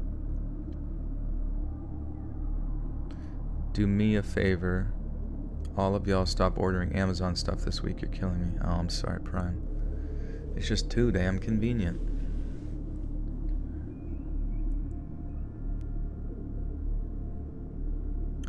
Y'all hear about the person that spent $63K on a Louis Vuitton bag the size of a piece of... Is it salt? I spent $20 on Chipotle and I have a damned existential crisis, yeah. $63,000 on a Louis Vuitton bag the size of a piece of salt. What does that even mean? How did they get it that small? Do you think Louis Vuitton has some sort of like Honey, I Shrunk the Kids technology? Maybe it's made out of salt? Either way, guys, we need to start raising funds to buy that. The micro bag, yeah, people are stupid. It's not even really a Louis V bag. They just use the logo. Do you have to like look at it through like a microscope? Like what the fuck? Oh, they use special 3D printers. Holy shit. That's crazy. The nano bag. Louis Vuitton pouch for magic beans, yeah. Trash Boy Smithers, thank you. Good to see you. I told the dispatcher that obviously I'd wait, and she instructed me to lock the doors and try to hide myself inside the car enough to where it looked as though no one was inside. Apparently, right where my car decided to die on me also happened to be a very sketchy section of the highway that wasn't very safe for stranded drivers, especially young women. I'm not gonna lie. Sorry. That was a lie that I just told there. That was not a burp. That was a fart. Apparently, right where my car decided to die on me also happened to be a very sketchy section of the highway that wasn't very safe for stranded drivers, especially young women. I'm not gonna lie, having the dispatcher tell me that made me feel physically ill. I felt like I was gonna have a heart attack with how fast my heart was racing. I put up a sun shield in the windshield area and thankfully had 3 extra ones in the car from where I... Fuck. Yeah.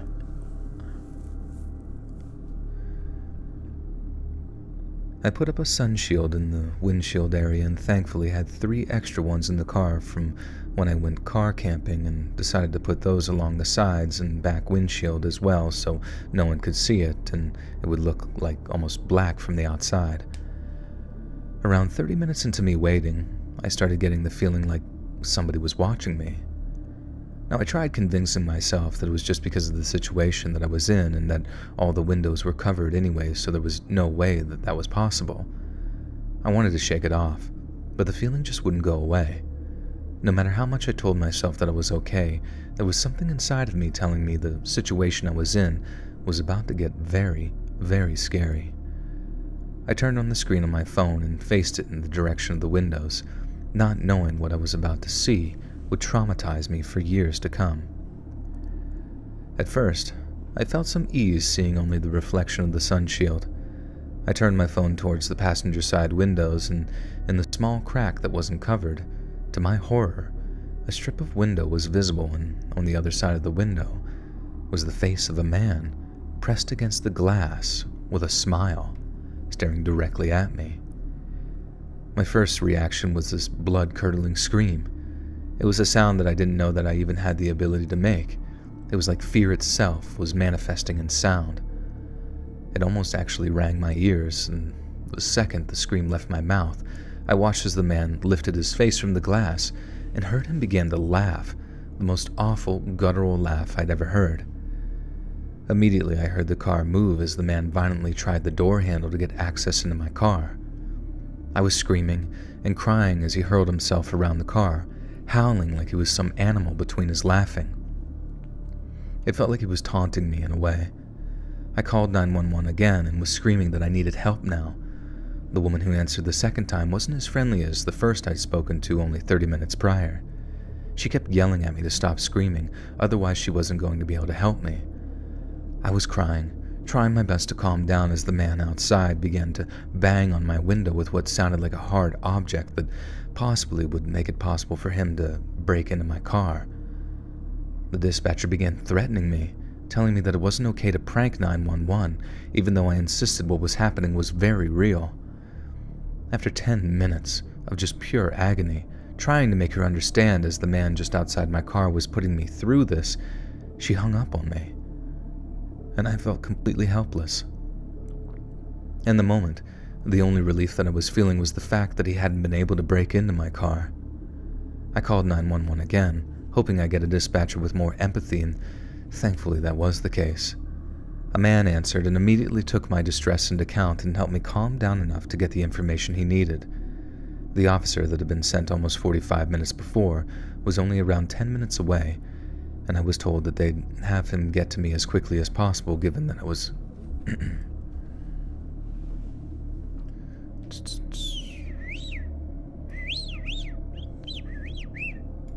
Joel needs to make a spooky CBD vape. That'd be funny. It would be kind of interesting to start like a business or something, I don't know. Selling some sort of product, but I don't really know what that would be per se.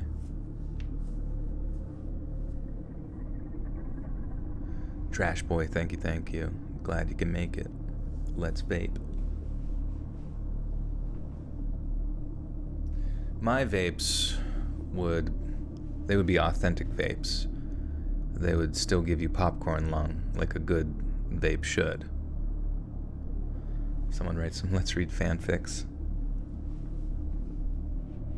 We could sell those. Make little comics. Do American antique and vintage glass.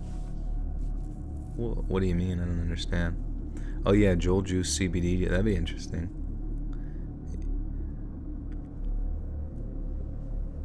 What's popcorn lung? It's when you vape so much that like you start to like your whole lungs start to fill up with popcorn until it's like bellowing out of your mouth.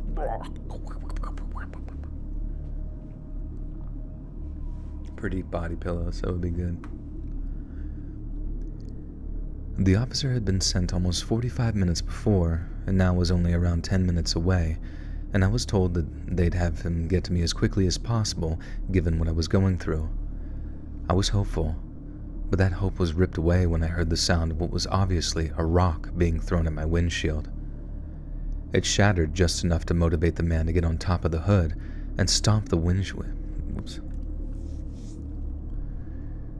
It shattered just enough to motivate the man to get on top of my hood and start stomping the windshield until it was broken enough for him to reach a hand inside. I screamed and climbed into the back seat. I was trying my best to get out of reach of this very insane and clearly dangerous person.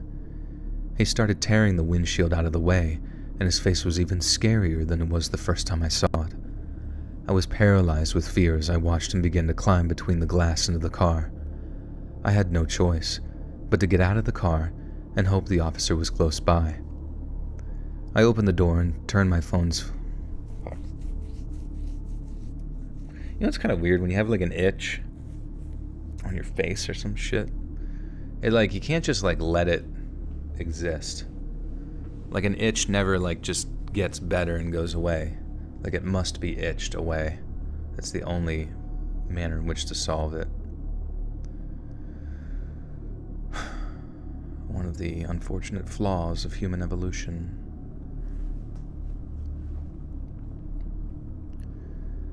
I opened the door and turned on my phone's flashlight. I faced it toward the hood and was so relieved to see that he had become stuck, He was trying to climb out, but wasn't able to. I then saw the beautiful, flashing red and blue lights in the distance and heard the sirens as he drove closer.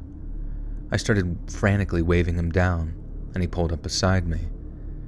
He was out of his car in seconds, and another police car was pulling up behind him only a few minutes later. I was placed in one of the cop cars and watched as they actually drew their guns out, demanding that the man climb out of the car. This crazy guy was screaming and thrashing his body around. One of the officers grabbed him by the ankles and pulled him out of the vehicle. The man tried biting him multiple times before being slammed to the ground and handcuffed. Fuck. The man tried biting him multiple times before being slammed to the ground. God damn it, my voice is fucked. I don't have any of that spray. Fuck.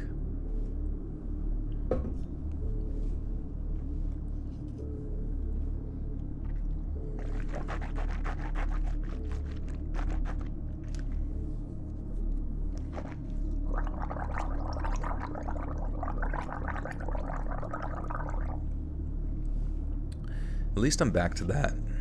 Fuck. It keeps squeaking. Lemon juice on hand, does that help it? Fuck. The man tried biting him. Okay.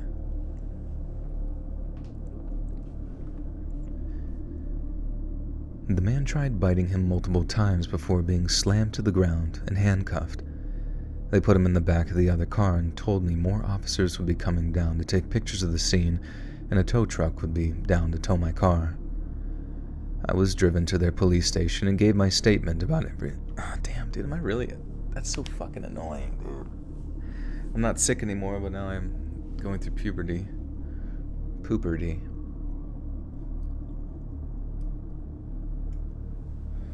I don't really have any warm liquid available. I'll have to drink my own piss. It's the only option. Gargle a tiny designer salt purse. Quick, somebody donate $65,000 so I can get one here ASAP. I was driving to the police station and gave my statement about everything that happened. I called my parents, who brought me a...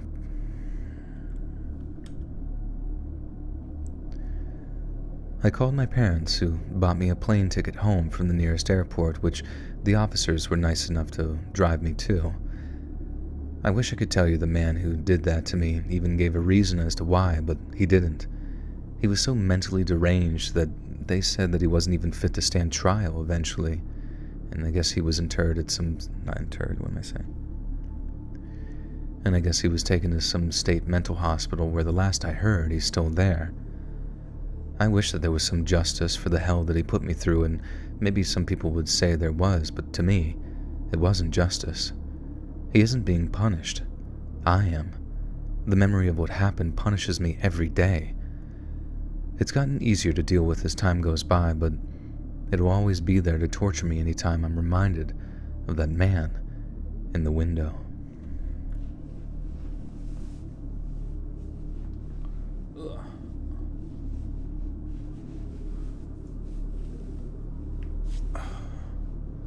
One of my bones cracked. Ugh.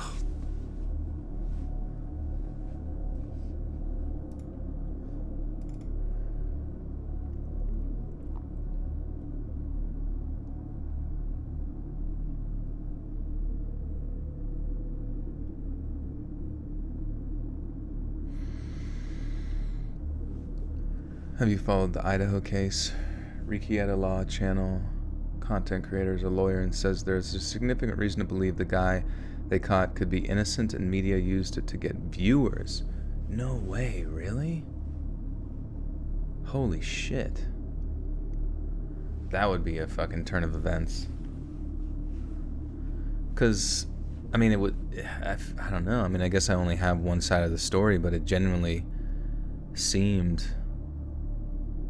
Because he was... Wasn't he like a crime... or like a criminology or forensic major or something like that? I don't know, I just remember hearing something that indicated like he was there was like something that indicated like that he was clearly trying to like learn how to get away with crimes and shit. They found DNA of somebody else?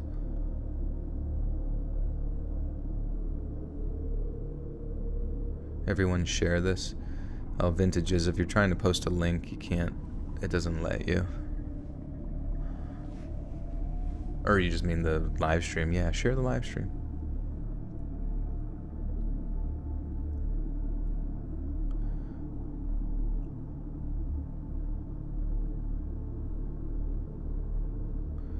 And they got, wait, they found his DNA? But yeah, that would be very disgraceful. I don't know. The media is full of shit, but I feel like this type of scenario where there's no politics involved, like, I feel like why would you?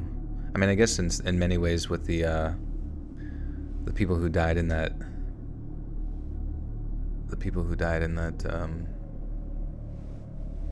fucking submarine and shit. I'm fairly certain that the media was pretty well aware that the submarine imploded early on, but they kept the story going just for clickety clocks. Yeah, he didn't do it. The evidence doesn't add up at all. It seems like a cover-up. Really? Who do you think did it?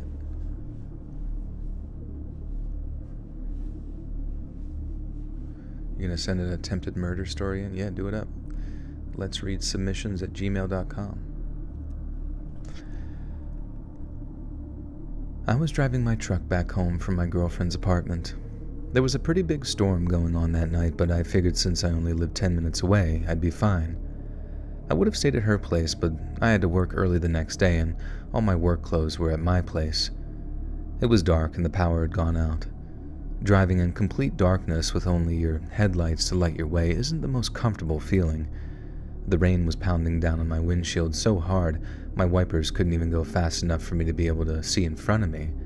It was like driving blind, but I'd lived in that town my whole life, so I knew where to go. It was like muscle memory on where to turn and how long to drive down a street. I turned onto the road that my house was on, and almost immediately I could tell something wasn't right. It was like my truck was almost floating. I felt wetness at my feet, and the lights began to flicker inside the truck. There was water seeping in. In my headlights, I could see the water getting higher and higher outside my truck. The water came in faster and the truck was sinking into it. The current was taking my truck further in and there was nothing I could do. I took off my seatbelt and tried opening the door on the side and it wouldn't budge. The water was at my knees now and I took deep breaths.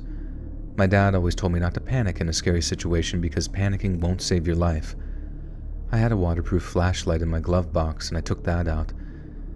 I turned it on and looked around for anything I could break the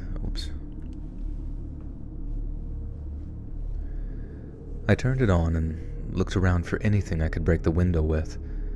The car had shut off completely by then and the power windows were not an option. I just cleaned the truck out the day before and unfortunately that meant taking out all my tools that I could organize.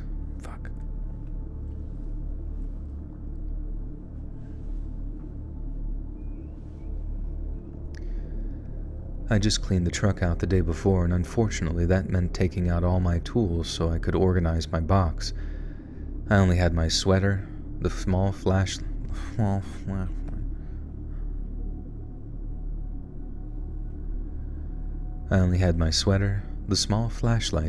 and a pocket knife at my disposal. I called 911 and was greeted by a recorded message telling me every dispatcher was currently handling a call and they'd get to me as soon as possible. And that's when I started to panic. I needed help and it seemed like I wasn't going to get any. The water was now at my belly button when I decided to squat on my seat and try to keep my head above the water as long as possible. The water seemed to be coming in mostly from the driver's side door, so I grabbed my sweater and tried to plug the leak, but it didn't work. But I was desperate and willing to try anything. I was on hold for 7 minutes before I finally got an answer.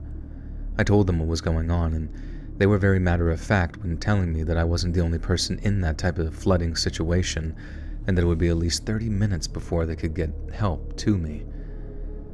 I kept telling him that I felt like I didn't have 30 minutes, but he told me there was nothing else he could do.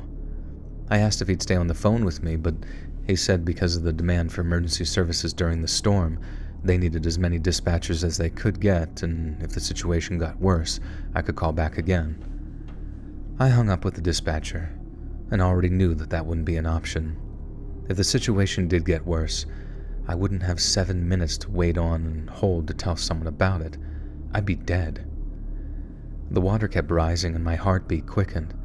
I was scared and confused why I wasn't getting any help, and my mom and dad both weren't answering their phones.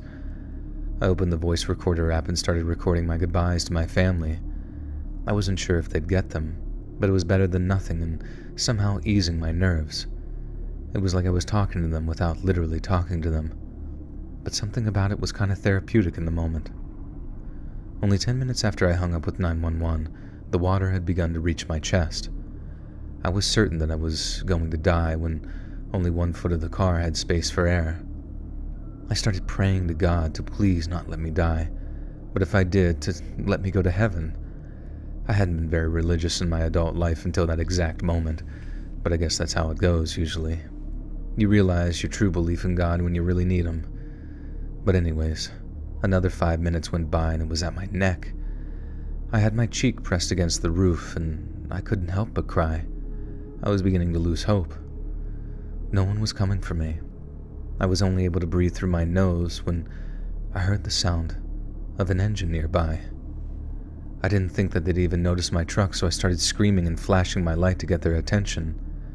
And I felt this sense of relief when I heard this boat pull up next to my truck. I shone my flashlight and saw someone jump into the water next to my driver's side window. He had this window breaker with him and it shattered on the first try. He reached into the truck, grabbed onto my shirt. I took a deep breath as he pulled me out of the truck through the window. They got me on board the boat and I began just thanking them profusely for saving my life as I took deep breaths of the air I thought only minutes before I was about to run out of. They wrapped an emergency blanket around me, and we were off. We helped a few more people out of the cars before reaching an area where police and firemen were waiting. I was taken to a hospital, but I didn't have anything medically wrong with me, thank God. Thankfully, no one did die during that storm, although I know that I came very close to being the one fatality. I felt so failed by my city's emergency services, and I found out that night that the people that saved me weren't even officers. They were just good Samaritans that heard people were in trouble and knew that they had to help. For months after the incident, I had nightmares about drowning.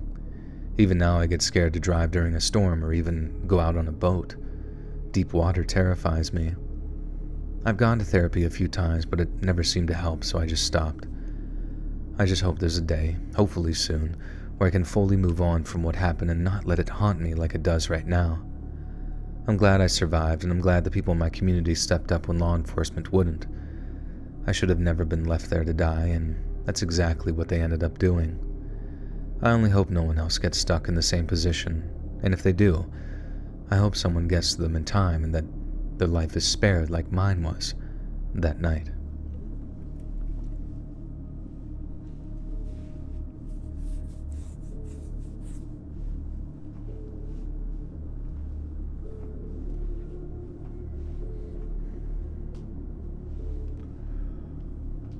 Oh, right, that would suck. That would freaking stink, man.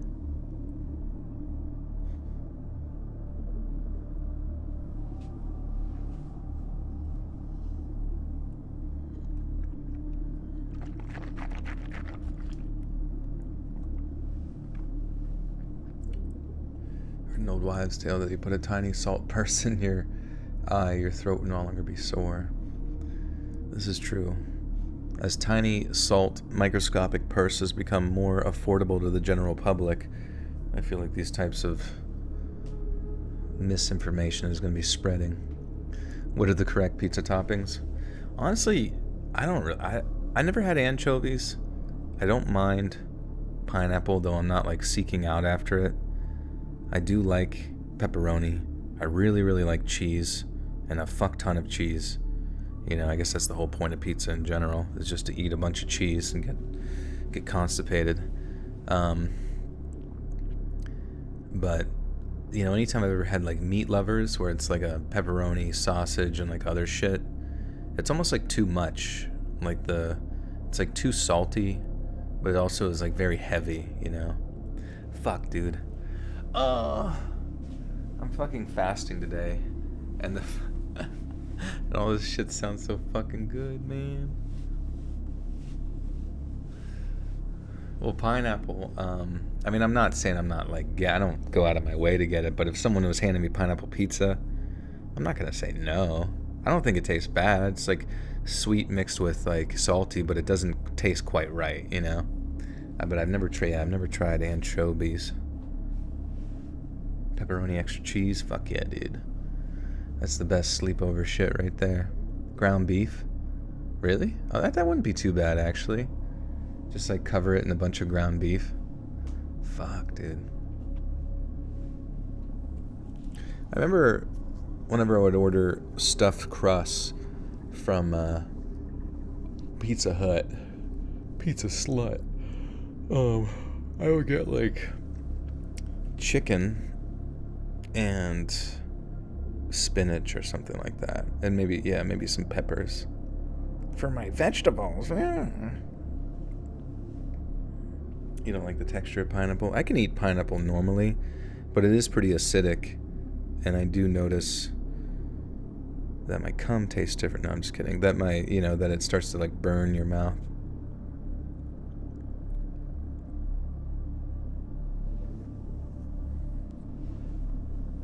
If you had Caesar dressing, you've had anchovies.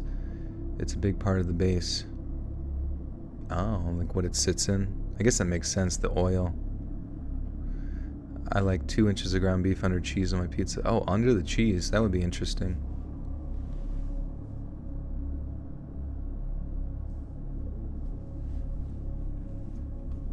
Yeah, you can really be experimental with pizza. It's pretty cool. I had just gotten off a close to 24-hour shift. I worked in construction, and management had no problem overworking us if there was a deadline and we weren't close enough to being done. Fuck, I need a gargle. I need to gargle on.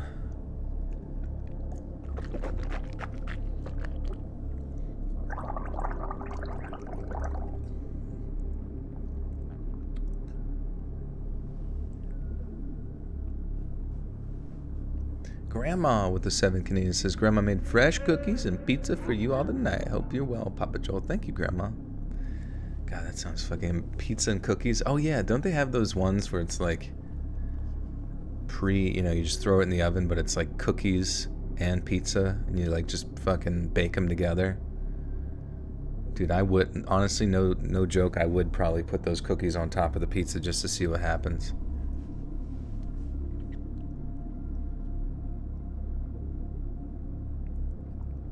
Your favorite pizza has garlic fries under the cheese. It's like a twice-a-year thing. Fuck.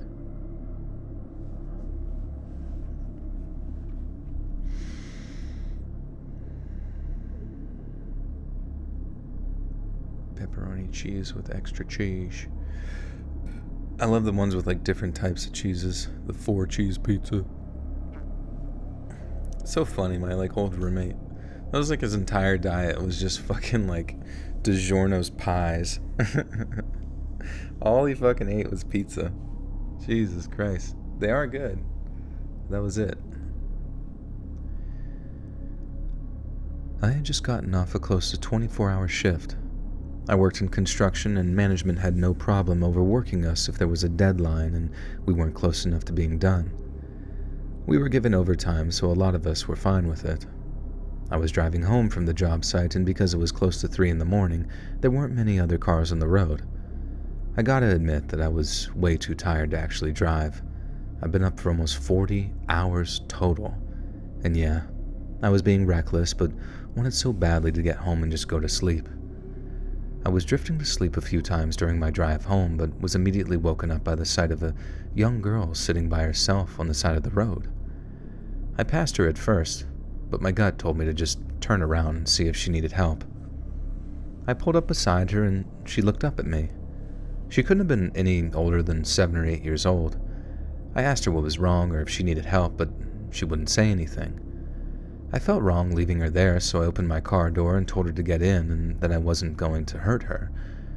She was a little hesitant at first, but she got in anyway. I planned to take her to the nearest police station so they could hopefully find out who she was and get her back to her family. I tried numerous times to get her to tell me anything about herself, but she said nothing and instead just continued to stare at me. Her eyes were...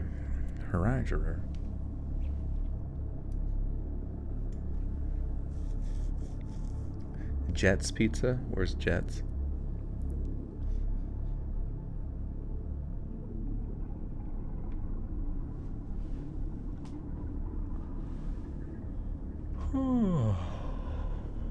You could eat like 3 Red Barons? Fuck yeah, dude. What if you could put pizza in the air fryer? That'd be kind of good. They should make an air fryer, but just specifically for pizza so you can cook it really fucking fast. Yeah, the deep dish style shit is so good.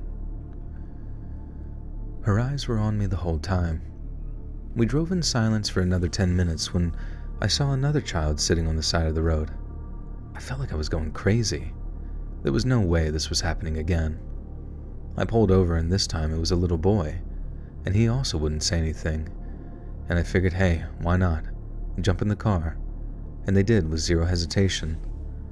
I started asking him the same question that I asked the girl, but just like her, he didn't speak, and he also just kind of stared at me. I started getting a little freaked out and worried that I'd just gotten myself in the middle of something very, very serious, but I knew that I had to help these children no matter what. I started to think about what it could possibly be. Were they kidnapped and then abandoned on the side of the road? Was it some kind of trafficking situation? Were they lost? I had no idea. Another 15 minutes go by and it happens again. Only this time there's a car seat on the side of the road. I pulled over and got out and was horrified and shocked to see a little baby inside. I couldn't tell the age, but it looked relatively healthy. It was looking up at me and I knew that I had to take it to the... Dude, what the fuck's going on? You popped 2 Kroger's pizzas in the air fryer tonight? Holy shit. Holy flickin' shit. I guess you don't have to flip it, huh? Yeah, it reminds me of a Black-Eyed Children story. Yeah, everybody's just leaving their road babies everywhere. The chick to the ground beef on pizzas cooked the beef before with a bit of water so it gets super soft. Okay, interesting.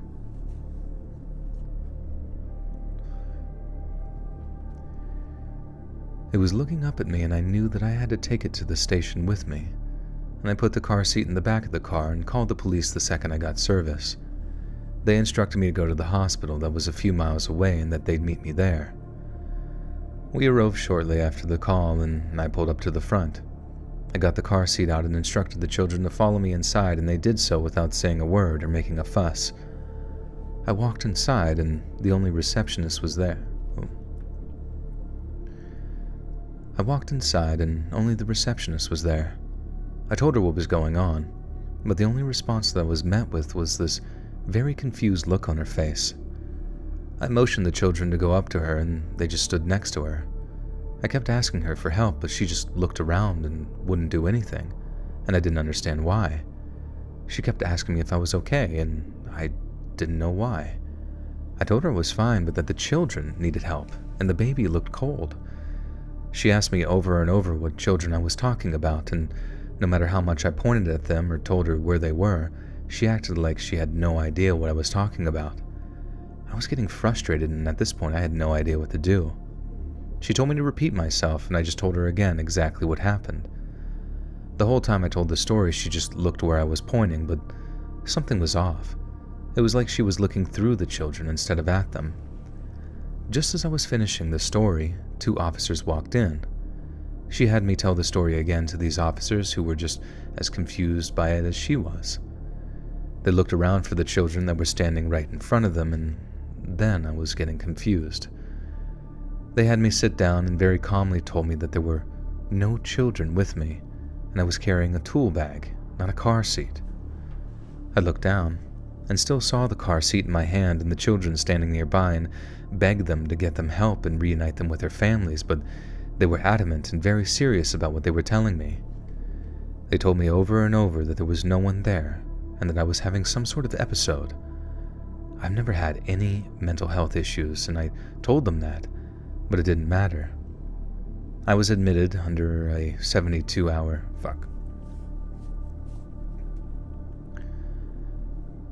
I was admitted under a 72-hour psych hold because they thought I could be a possible danger to myself or others with the hallucinations I was having.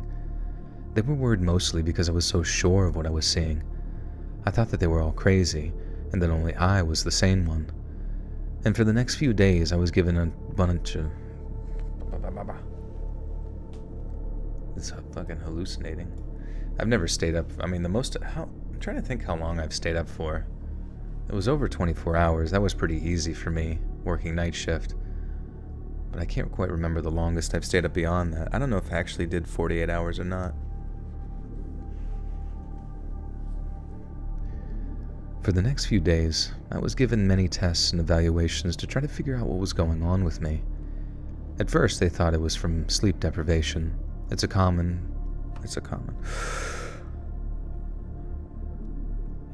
for people to hallucinate from lack of sleep, but when the hallucinations continued even after hours of sleep, they knew that there was something else wrong.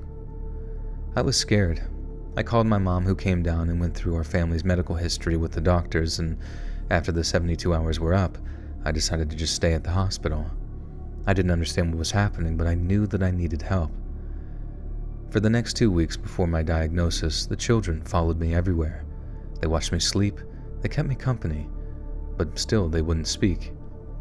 At first they were comforting, like I wasn't alone, but eventually they became a reminder of the fact that something was wrong with me and I wasn't able to live my life until they figured out what it was.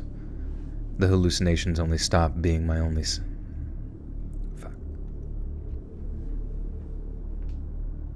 You stayed up for 5 days? Holy shit.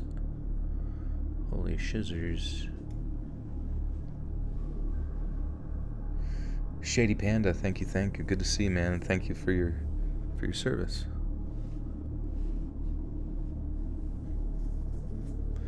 Alright. The hallucinations stopped being my only symptom, though. I started having speech problems and couldn't think straight, and that's what tipped off the doctors that it might be something else. They'd done scans but had seen nothing. I was told that if the last MRI they were going to do... I was told if the last MRI they were going to do during that particular hospital stay showed nothing, that I'd have to leave and come back on a later date for more scans that would hopefully show more. I knew what they meant. If I did have some sort of brain tumor, I didn't want to have to wait for it to grow before they could do something about it. We did the MRI, and thankfully one doctor, of what seemed like way too many... Holy shit, he has a brain tumor? It's a tumor. We did the MRI, and thankfully, one doctor, of what seemed like way too many, noticed a shadow. I did have a brain tumor. It was small, but it explained all my symptoms. It was determined to be a malignant frontal lobe tumor that was compressing the optic nerve, and unfortunately it wasn't something they could operate on due to its close proximity to the optic nerve. But they were hopeful chemo and radiation would kill the cancer cells since it had been caught so early. I started chemo and radiation, and after a few weeks, the hallucinations occurred less and less. Part of me misses them when they aren't there. Fuck. Sheila Taylor, welcome to the Butter Sock Cult. You now have access to bonus content.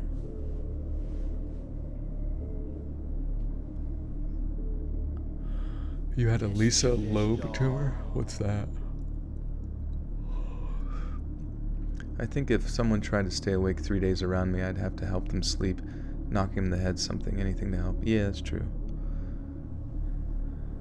How do people, how would you even be able to, I don't know. I feel like just instinctively I would, walk towards a couch and just, fall over and pass out.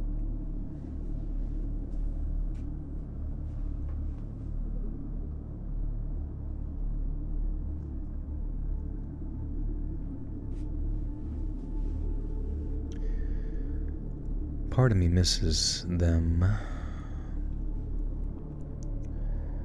Part of me misses them when they aren't there, but most of me was happy that it meant that I was getting better. Most people probably wouldn't understand, but maybe some will. I'm still currently undergoing treatment, and my doctors are hopeful that I'll be in remission soon. I'm grateful for what happened that night. If I hadn't seen those children in the road, hallucination or not, I never...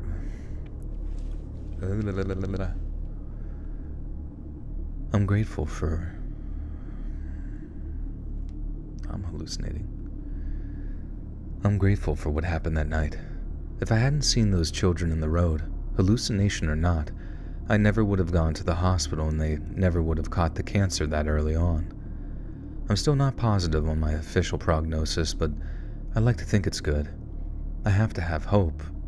Otherwise, I have nothing.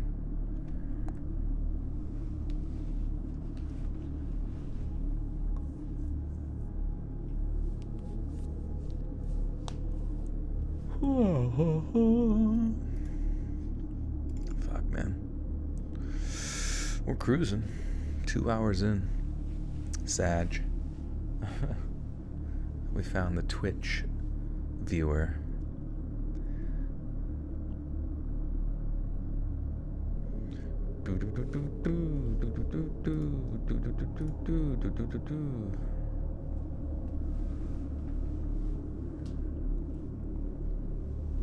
Gurdeep is up on the move.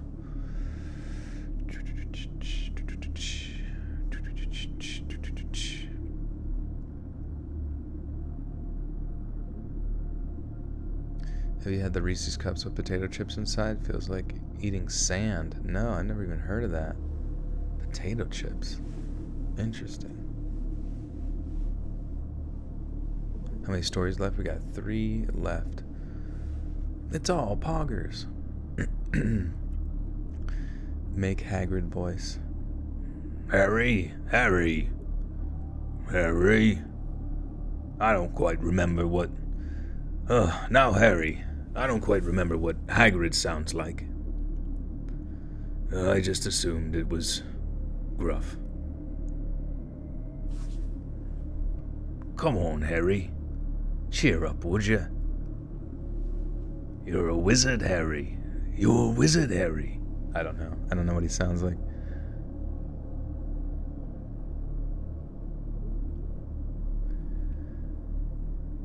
I was 16 and had just gotten my license. Think of the typical self-absorbed idiot 16-year-old guy. Yeah, that was me.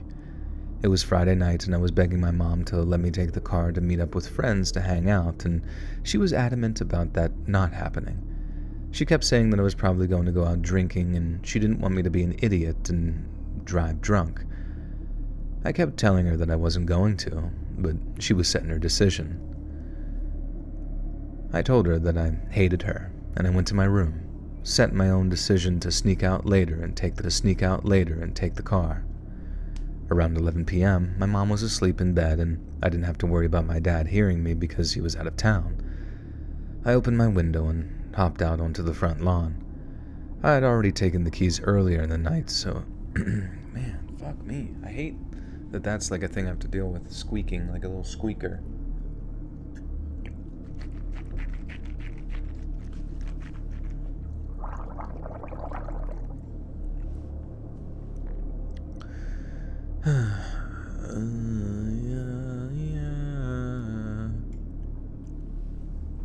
Night, Grandma.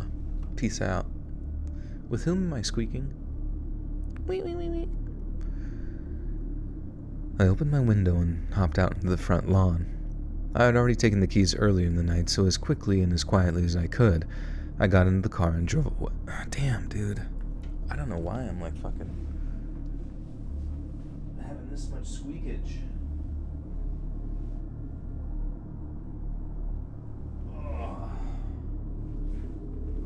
I'm fucking sore. My butthole is sore. Alright, as quickly as quietly. My mom forced me to install. What is it? I had already taken the keys earlier in the night, so as quickly and as quietly as I could, I got in the car and drove away. My mom forced me to install Life 360 on my phone, so I just turned it off to prevent her from knowing where I was if she did notice that I was gone. She was the type of mom to call the police to go looking for me if I wasn't home when I was supposed to be. I texted my friends and asked them where they were, and of course, they had driven to LA. I was over an hour away from where they were, and I hate to say it, but I still decided to go. I was on the freeway for a while because of traffic and decided to take some side streets because I hoped it would be faster. It really wasn't, but that's just the joys of living in Southern California. Traffic everywhere, all the time. Well, eventually I got lost and I didn't want to turn my phone on to look at a map, so I tried to get myself to a freeway to hopefully find my way to get back home. Time was going by so fast, and the later it got, the more lost I felt like I was getting. It's not easy for me to admit, but I was scared, and honestly, I wanted my mom. I was going down side roads, alleys, and through some.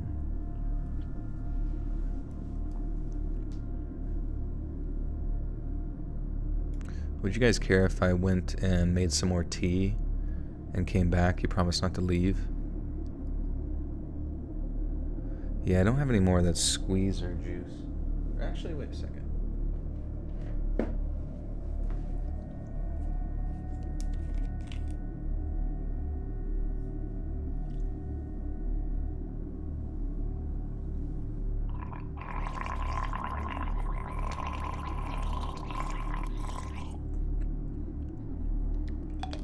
Wait. Haha. I had some at the bottom of it and I took a drink of that. So hopefully I'll be good for a little bit. After this story, I'll go make a tea. And maybe that'll happen. That tasted good as fuck though. Especially when you don't eat food.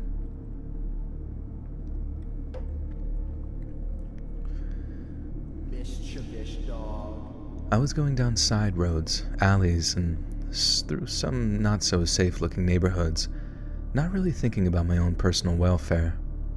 I turned down another narrow road and was shocked to see a truck blocking the way. It was parked sideways like it was deliberate. I tried reversing, but was met with a man, now pointing a gun at my face, pounding on my window. I started sweating, and I didn't know what to do, so I did as I was told. He told me to open the door and get out, so I did. He pulled me out of the car and shoved me to the ground. Another guy ran up to me and started kicking me so hard I thought my stomach was going to rip open from the force of each blow. I was begging for them to stop and screaming for help. A few other guys stood around, watching as he continued to beat me. I was lying there, just completely helpless. All I wanted as I laid on that ground was for my dad to come and save me. I knew that wasn't possible, but the thought of seeing my parents again gave me some kind of hope of making it out of there alive. I realized that an end to the beating would not come quickly, so I curled up in a ball and brought my arms up to protect my head and face. And doing that must have given him the idea to start stomping on my face through... Damn. Chubby Teletubby, welcome back. For 7 months have I got unlimited squeeze juice for you. Thank you, Teletubby. Please send it my way. And thank you for 7 months. Doing that must have given him the idea to start stomping on my face, though, because the second my arms came up, his foot came down right into my jaw. The pain that I was feeling was minimal in the moment, something I realized later was from the rush of adrenaline in my body. After what felt like forever, it finally stopped. I think that they thought I had passed out, but I didn't. I was just incapable of moving any part of my body. I saw flashes of light through my eyelids and realized that they were taking pictures of me, like they were proud of what they did. They laughed as they searched my pockets. They took my keys, wallet, and phone, and I heard them drive off with my car, and all I could think about was how much I wished that I had listened to my mom and just stayed home. I remember laying there as the pain started to creep in. My jaw hurt the most. It felt like it was broken. I was able to open my eyes, and in the dim light, I saw all the blood spread around my body on the asphalt. I tried lifting my mouse.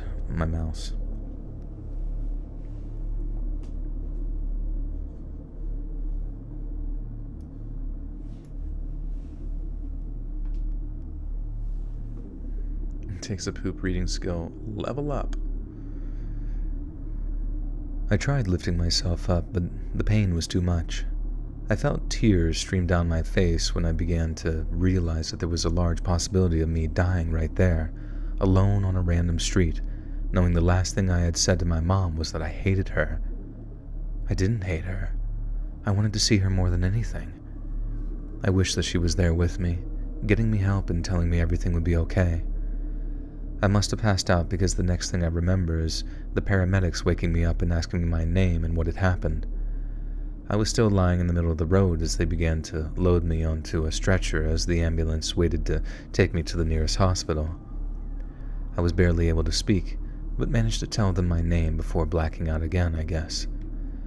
I woke up in the hospital a week later, with my jaw wired shut. Apparently it had been broken from the stomp to the face. My mom was sitting by my hospital bed when I woke up, and she cried as I told her in the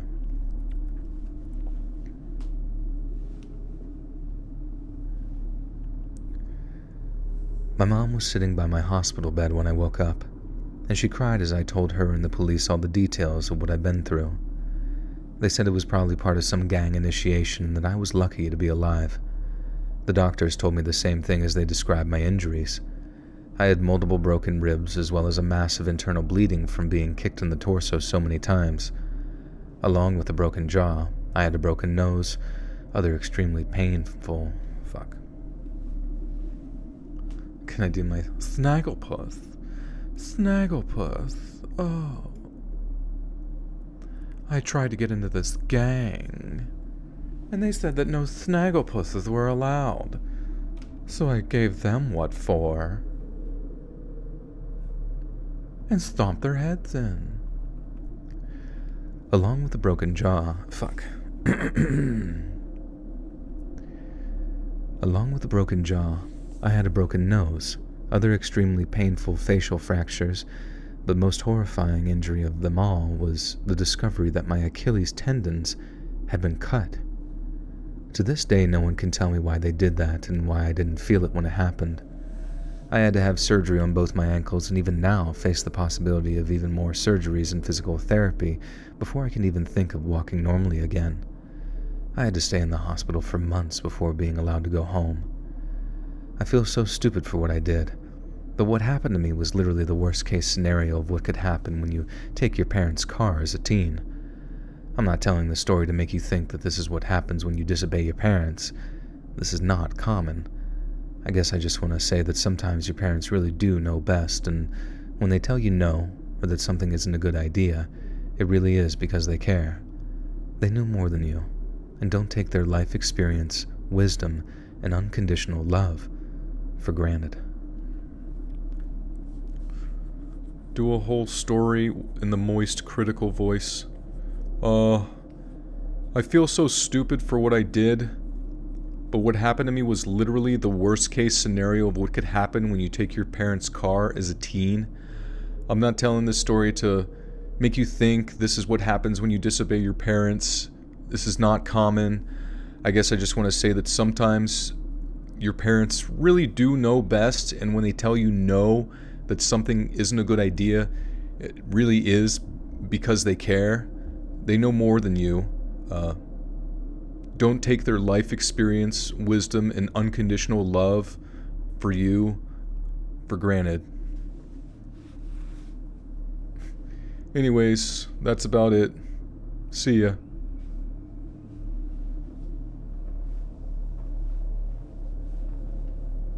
Pretty good at that, sweet. That's what I wanted to hear. Yippee!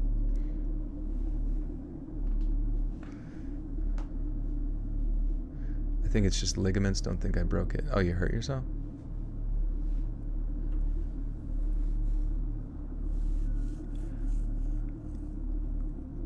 Start making clips about me? I hope so. I need some fucking more subscribers. Give you some chills. Some spooky wooky voices. Do you guys care if I go make some tea? And I will BRB. And we got 2 more stories after this. Be right back!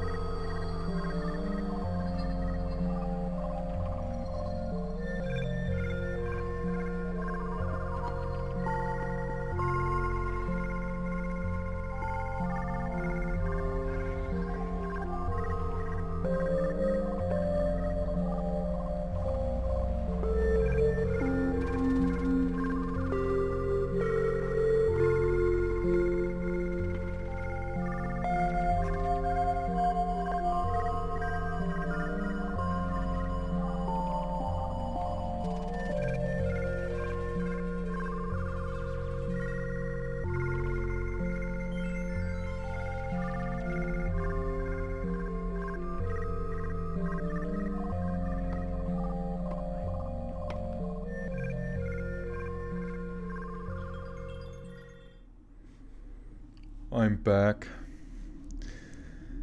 On my way down here, I was just thinking how funny it would be, like, just casually walking back and, like, I just, like, step in a bear trap. And I'm just like, oh, God! Oh, fuck! Oh, my fucking God! Oh, why is that there? Why is that there? And then, like, Pradeep just comes up and, like, bumps him, like, Pradeep, go get help! And he's just, like, bumping his head into my now maimed leg. Why is there a bear trap? Fuck! Somebody! And, like, you guys are just listening to, like, the peaceful music. Ding, ding. You're like, I hope Joel... Where's Joel at? He's probably taking a poop. Ha, ha, ha. Please! Fucking somebody! Yeah, and then somebody comes out like, oh, that was I was supposed to catch a bear with that. What are you doing in that? People playing tennis in the background of the break song. Yeah, I think that's like sampled in there. It's a good fucking... It's kind of funny because that song is technically not released from Secede, but the whole album is really, really good.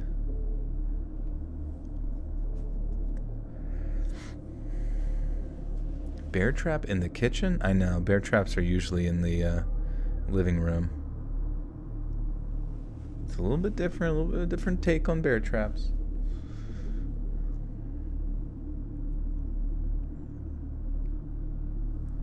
Okay. So I got some throat coat, some throat goat tea.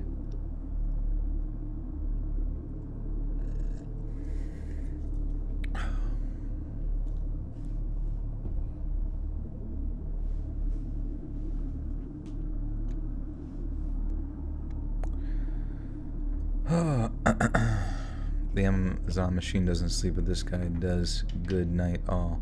See you, Prime. Hope you can break free of that cycle soon. Bum fights. Yeah, at the end of the stream, we'll watch some bum fights. I think they got some new ones. How fucking funny would that be if like YouTube's biggest channel, bigger than like T-Series, and PewDiePie was like bum fights? But like YouTube is like really like hard on different like TOS stuff, but for some reason they just never took down bum fights. Susan Wojcicki's favorite YouTube channel is bum fights, so she kept it around. She said, we'll ban everyone else under one stipulation. I get to keep watching a bunch of homeless guys fight each other and rip out their teeth for $20. I think that's my God-given constitutional right.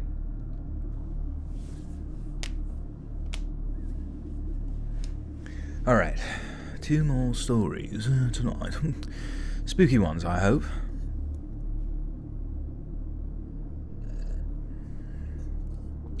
Bum Fights, Season 4. You found peanut butter M&Ms for me? Thank you. I'll leave a little trail. A little peanut butter M&M trail leading to another bear trap. Am I getting the new Mortal Kombat? When's it come out? Probably not, just because I don't really play fighting games, but I do like watching the story and the fatalities. When's Mortal Kombat 1 coming out? Release date, September 19th. Oh, wow.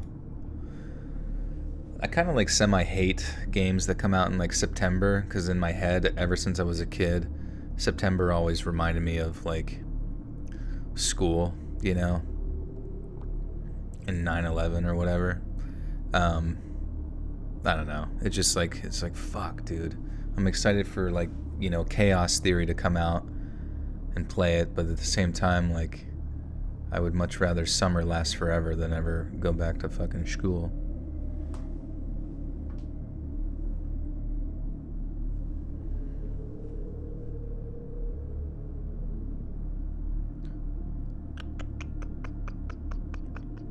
War and Peace, good to see you. What's poppin'?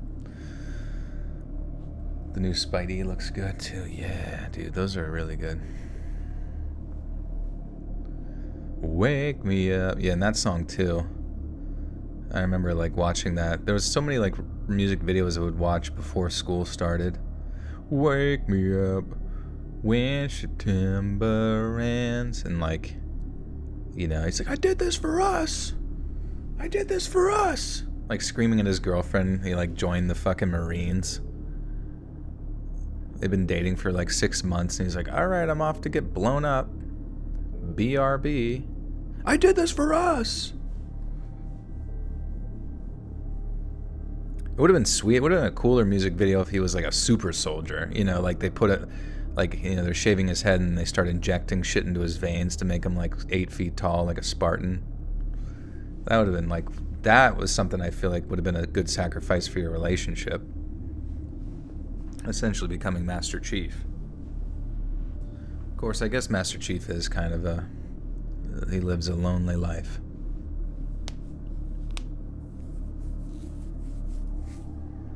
Hawk, what's up, bro? Squawk 1, checking in.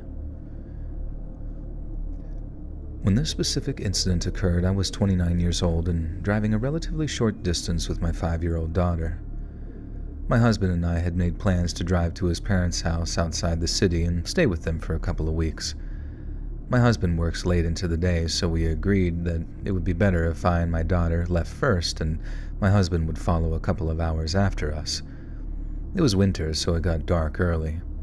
We left at around 3 p.m., and by 4:30 it was already completely dark outside. We were still an hour and a half from my in-laws' house, and I was feeling pretty confident that we'd get there without anything bad happening. It's not like I had a feeling or anything, but as a mother, it's definitely something I thought about in the back of my mind. We were driving back down a back road that had no streetlights and was otherwise completely desolate. I didn't necessarily love the feeling of being completely alone, but I tried my best to just brush it off and kept telling myself that we'd be there before I knew it. We'd driven this road countless times before and never had anything happen to us. We were 30 minutes from the house when I started seeing some flashing lights in the distance. They were two blinking yellow lights in the middle of the road that I quickly recognized as hazard lights on a car. I started getting this nasty feeling and just didn't like the fact that they weren't pulled over to the side of the road, but instead were in the middle of it. I stopped somewhere between 80 and 100 feet away and started thinking of what I should do. I was sure of one thing, though. There was no way that I was stopping to help these people. I mean, I was a woman in her late 20s alone with her young daughter. I'd have to be a raging lunatic to stop to help anyone. I'd call to get them help later, but that's the best I could really do. I'm sure any other woman in my position would feel the same way. You have to put you and your child's safety first before a stranger, always. I sat there for what felt like 30 minutes and still had no idea what to do. I had no service, so calling my husband or father-in-law was not an option. I had finally made the decision to just turn around and go home and wait for my husband so we could drive there together. The only problem was that it was a 2-lane road, and it would take more than a 3-point turn for me to turn around and start heading back. I started to hesitate, but when I looked in my rearview mirror, I noticed some shadows running up quickly in the distance behind my car. I could see them slightly in the moonlight, but I couldn't make out what they were. They had gotten around 30-ish feet behind my car when I realized that they were people, and I think they were carrying something. I couldn't sit there anymore. I couldn't even think. It was like my body reacted before my brain did. I put the car in drive and floored it. It was a crazy fast car.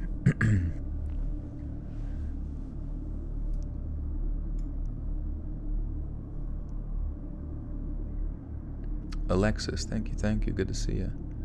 Dating is overrated. Yeah, what do you do instead of dating? Do you build Mount Rushmore? Do you figure out how to maybe make the capitalist system more efficient? What does one do instead of going on dates? I eat at McDonald's and they got it, the Grimace schmeal, out. There don't not have it, there don't not sever it anymore. What? What the fuck? Well, how come? That sucks, man. I figured that they would have that for like, I guess, was his birthday in June? I guess it would be kind of a weird thing to just keep it going on.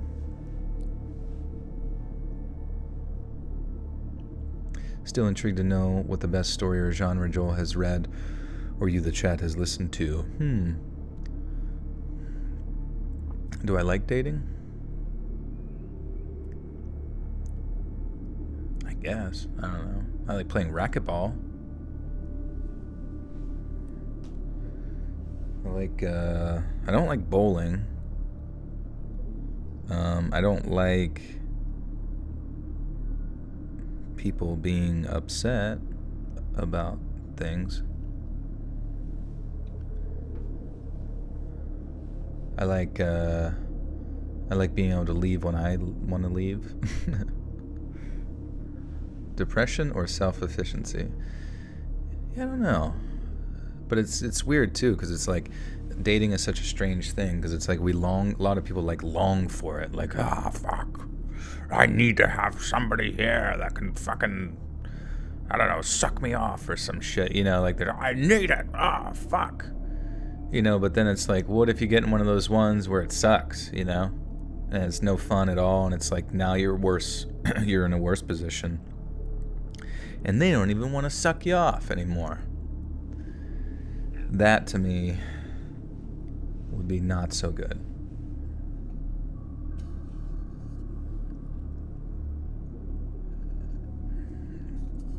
All teeth. Yeah, just a mouthful of teeth. Grimace is depression incarnate. I will say, when I got back from Florida, I had the Grimace shake meal with a Big Mac, and I've not eaten McDonald's in a long time, and that was like fucking heaven. Those Grimace shakes were a solid, like that whole meal was a solid 8 out of 10, I would say. You are whole as you are in the present moment, with or without a partner. Yeah, exactly. I always think that, like, sure, it'd be cool to have someone that's just kind of like forced to be around you all the time. But like, at the end of the day, if you're just like not cool with being who you are by yourself, what's the fucking point of dating, you know? You gotta be comfortable by yourself and with somebody.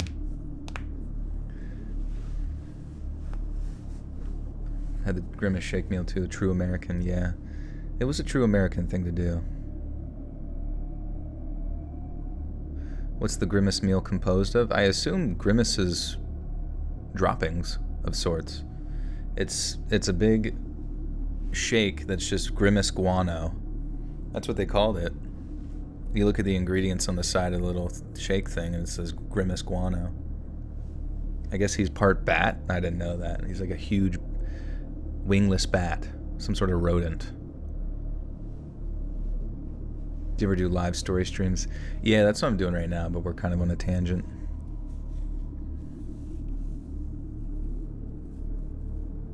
Do a local theater play and meet a nice young girl, do his voices, and marry her.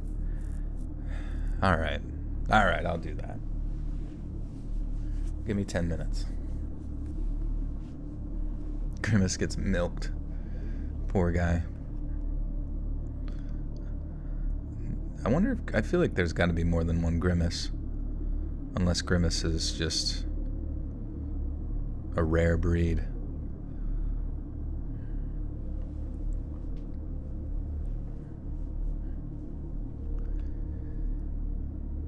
It was fuck.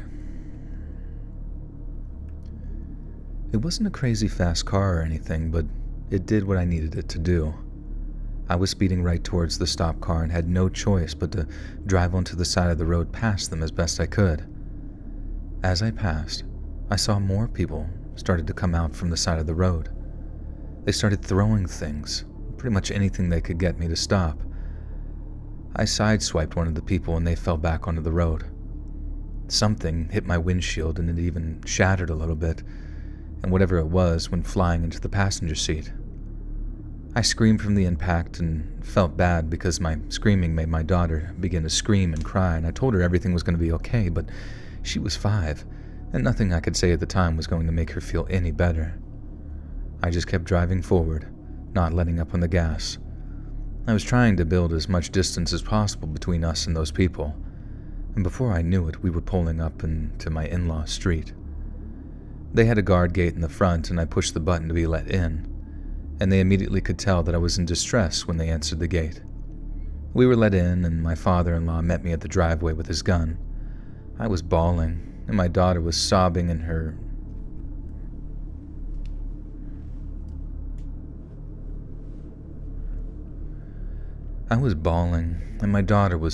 into her grandma's shoulder. They brought us inside and told them everything. Man, fuck me, I can't fucking... Joel hates me now? How come? What'd you do?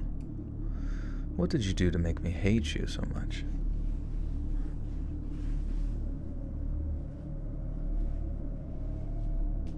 I was bawling.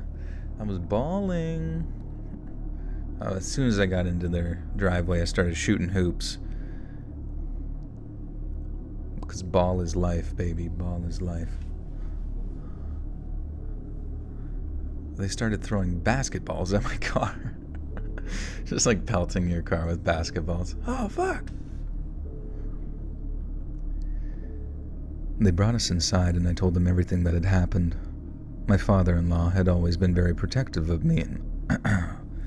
Fuck my ass. I can't read without squeaking.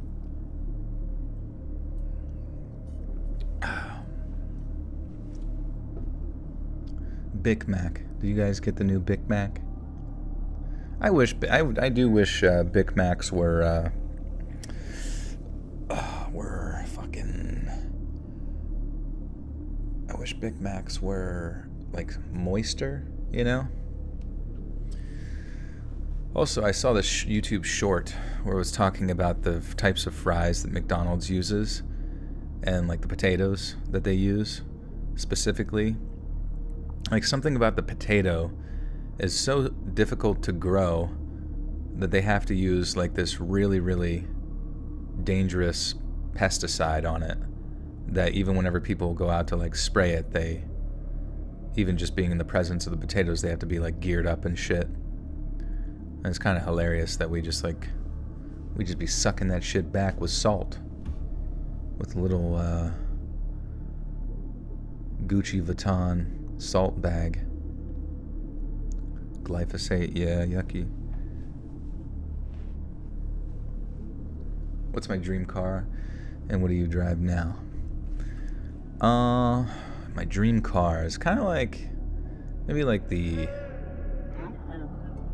that like Wienermobile. You know what I'm talking about? Where it's just a giant hot dog on the road. It'd be like something like that mixed with like the Tumble Bus. You know, those like buses that they drive around and let kids like do gymnastics inside of, which just sounds like such a fucking hazard, man. I've heard about that shit. Just imagine being like Chris Farley being the driver. He's like, relax back there. Relax. And they're just doing fucking flips. Amelia with the two says, on my way to your house with an artillery of basketballs. Dude, fucking pelt me. Fucking knock me out with that shit, please. The Oscar Mayer Wienermobile, exactly. That is my dream car. Wonder how much that costs. No yelling on the bars! God! Dude, rest in peace, fucking Chris Farty. Do it! That Veronica Vaughn. She got it on. I don't know if I can do his voice. That Veronica Vaughn. That Veronica Vaughn. I sound like I drive a Tesla. Not quite. I don't think I would want an electric vehicle because, dude, fuck, like waiting there for, I mean, how long do you have to wait there and charge it? It just seems like a big pain in the ass. I'd rather just like shove dinosaur jizz or whatever it is, Grimace Shake into my car and get going, you know?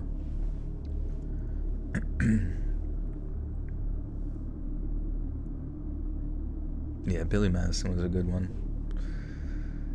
Too bad. I mean, it just sucks, like, you know, is it possible? I mean, I guess, what's his name?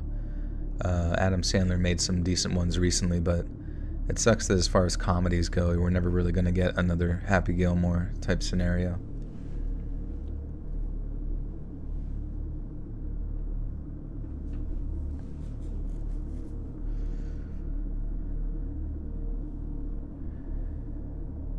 They brought us inside, and I told them everything that had happened.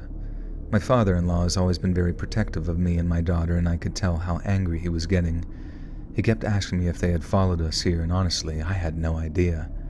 I hadn't been paying attention to the cars behind me. I just was focused on getting to their house where I knew we'd be safe. My in-laws are the kind of people that are very serious about their security. They have countless firearms and security cameras everywhere around and inside their house and property.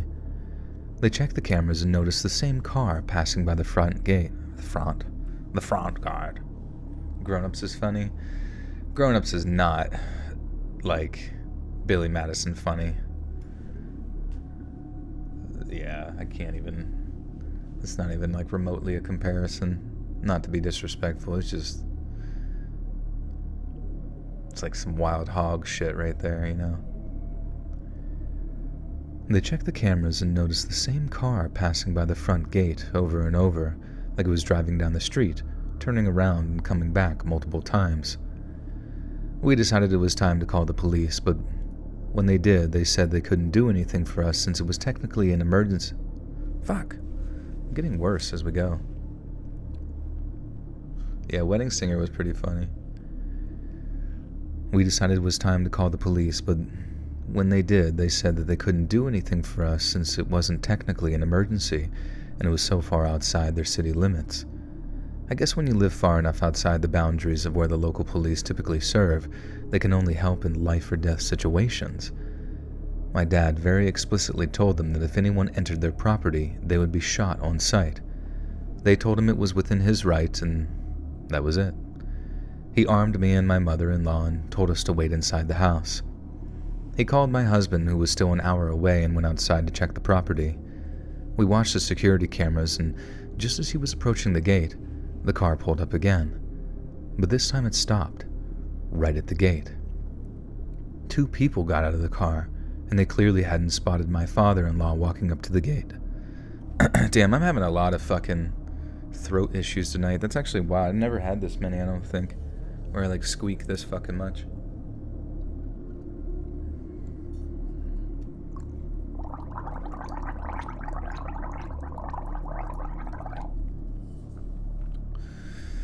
Oh yeah, Waterboy was amazing. Whenever she shows him that sheet, that's his pissed bed sheet, just covered in a big yellow stain. And when the one coach is got his playbook stolen, and he's talking on the phone, and then it's just so fucking weird. It's just he's talking on the phone, and he's I just hate him, I hate him, I hate him. And he's got high heels on as it zooms down, but then it shows the phone is the cord is cut from the wall as well. And I'm as a little kid, I'm just what the fuck is going on? But it was so funny.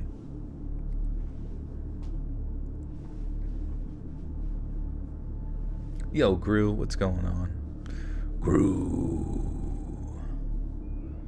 He's got the heels on. It's so good.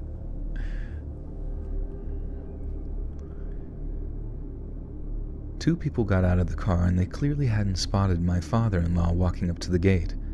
They tried pushing it open, and because we couldn't hear what was going on, all we saw was my father-in-law run up to them and fire a shot in the air. We could tell he was screaming something at them, but we didn't know what. They scrambled back into their car and sped off quickly.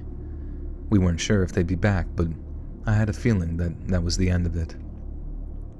My husband got to the house an hour later and kept continuously apologizing to me for having me drive alone, but I kept telling him that it wasn't his fault and the outcome would have been the same if he was with us. We were safe, and that's what mattered.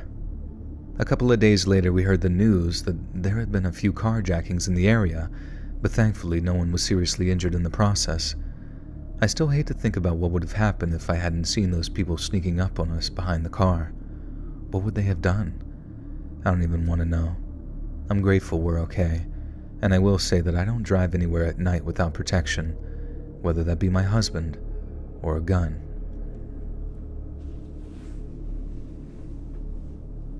Who you got on the Elon and Zuck fight? I honestly think the Elon and Zuck fight was just to drum up conversation about Zuckerberg, because I do find it oddly coincidental that right after then they released, the Threads bullshit. Now maybe it's unrelated, but also, has anybody been using Threads? Is it any good? Is it stupid? I really don't want to make. It was a teaser for Threads.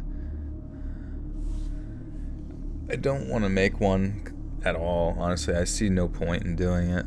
Because what's that mean? It's Twitter already kind of sucks. I got my following on there. I don't even get that many likes on shit on Twitter. I don't really see that much benefit from having Twitter. It's just sort of an abstract novelty. And then I don't imagine just having Twitter 2.0. What are they providing different? If it provided Twitter with monetization, maybe? I don't fucking know. Gorno Pilsul. Let's see, how do you say that? Well, either way, welcome to the Buttersock Cult, my friend. You now have access to bonus content. Threads seems kind of lame, to be honest. I mean, that's the thing, is if you're coming into the game this late and people, even one person is it's kind of lame. Everyone's gonna try your grimace shake, you know what I mean?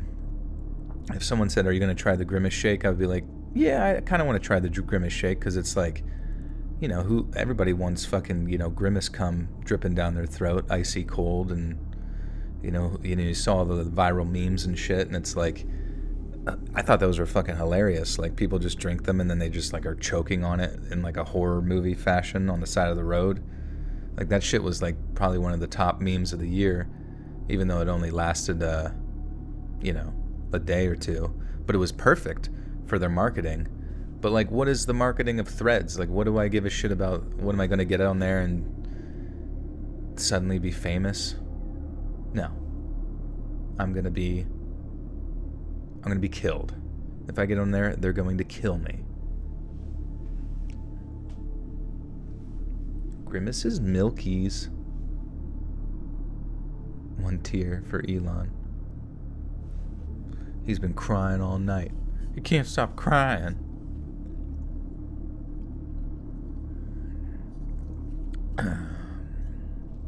Gurno. Am I saying that right? Gurno? Gierno? Gierno. It looks fancy. It's a fancy name. It's one of those fancy names. Look it up. Gierno. Oh, it's German? Gernot. Gernot. And how do you say the last one? Wait, where'd he go? Oh, there he is. Gernot Pilusol? Gernot Pilusol? I gotta say it German. Pilusol? Wait. Did I spell that right? Oh, maybe that's just a username. I remember when I took German in middle school and high school, I went by Foof. It was F-O-O-F. And the 2 O's, instead of having umlauts over it, which is like the 2 dots over top of it, it just had one big umlaut covering both the O's. So there was like a dot over top the one O and a dot over the other one. And my middle school German teacher just let me have that name because she thought it was funny. She's like, Foof? Is that a German name? I'm like, no. She's like, all right, whatever. It's fucking stupid as shit, but Foof. Oh yeah, Foof. Hello everyone, it is I, Foof. Your favorite Deutschlander. You learned ASL? I'll see, that would be fun. Way better than, well, I feel like I should have learned Spanish. I feel like that has come into play way more than Pennsylvania Dutch. But I guess Pennsylvania Dutch is even like different than German. Yeah, Foof and Pradeep equals floof.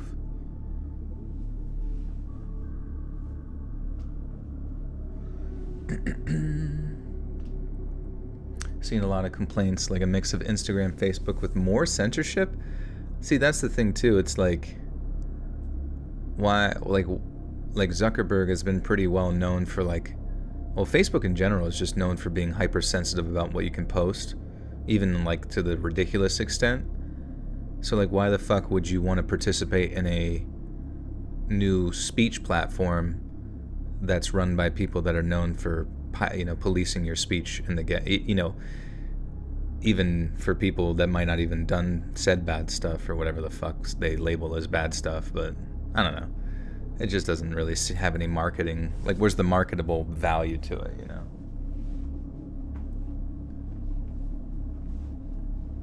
I feel like that's like, it's like if PlayStation 2 has been out forever and then fucking, you know, Mark Zuckerberg's like, you know what? We should release the Nintendo 64.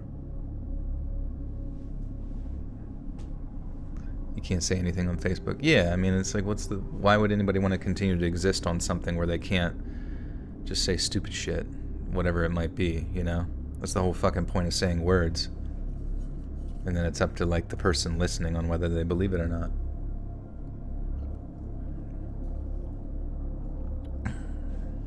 Wiener von down by the river. The government tries to keep companies from being monopolies, and they are not doing a great job. I mean, look at Disney. Yeah, look at Microsoft. They're just, it's weird to me that like Microsoft is still just like acquiring every fucking gaming company ever. Yeah, it's weird. It's strange to me that freedom of speech doesn't really apply to social media companies like. But I guess the nice thing about the free market in that sense is that you can just go somewhere else if you want. And that's what people do, you know? They get tired of it. But anyways.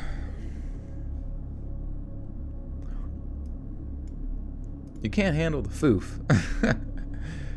Freedom of foof. See? My teacher, my 6th grade teacher, knew my constitutional rights. And my right to name myself whatever made-up German name I want.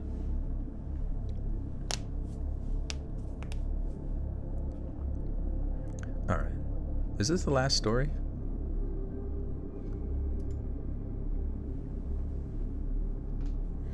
Also, somebody last stream, not to get political or anything like that, but somebody last stream was talking, like they were going on and on about communism. This is a little outside of my typical wheelhouse of shit to talk about. But I brought up the fact that like every rendition of like communism that, was manifested during the turn of the century, resulted in, you guys might remember, hundreds of millions of deaths. And, but they're like, oh, well, Karl Marx, that's not what he intended or, didn't. And I remember like having this discussion before. I was like, well, in a situation where everybody's like resources are pulled from each other, like a much better sort of, situation for that. And I've said it for years was, go start like a commune or something, a literal commune that you can do communism where everybody pulls their resources together like voluntarily. But I feel like any time you get into a situation where you because someone has to enforce those laws on like a grander scale. And with Karl Marx, a lot of it is, it's strange because he like specifically, it's like, I was confused why the person was confused in the chat or like presenting it as something that we've had 100 fucking years to figure this out. And it's pretty clear like in Marxism that they say that you have to crack a few eggs to get an omelet or whatever.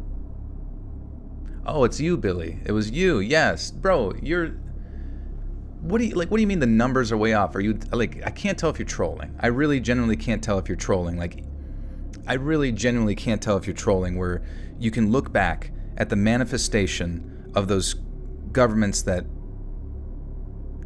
utilized Karl Marx's philosophies to rule over their people. It manifests in a totalitarian style government because there's no other way to employ those forms of power over people other than to use brute force.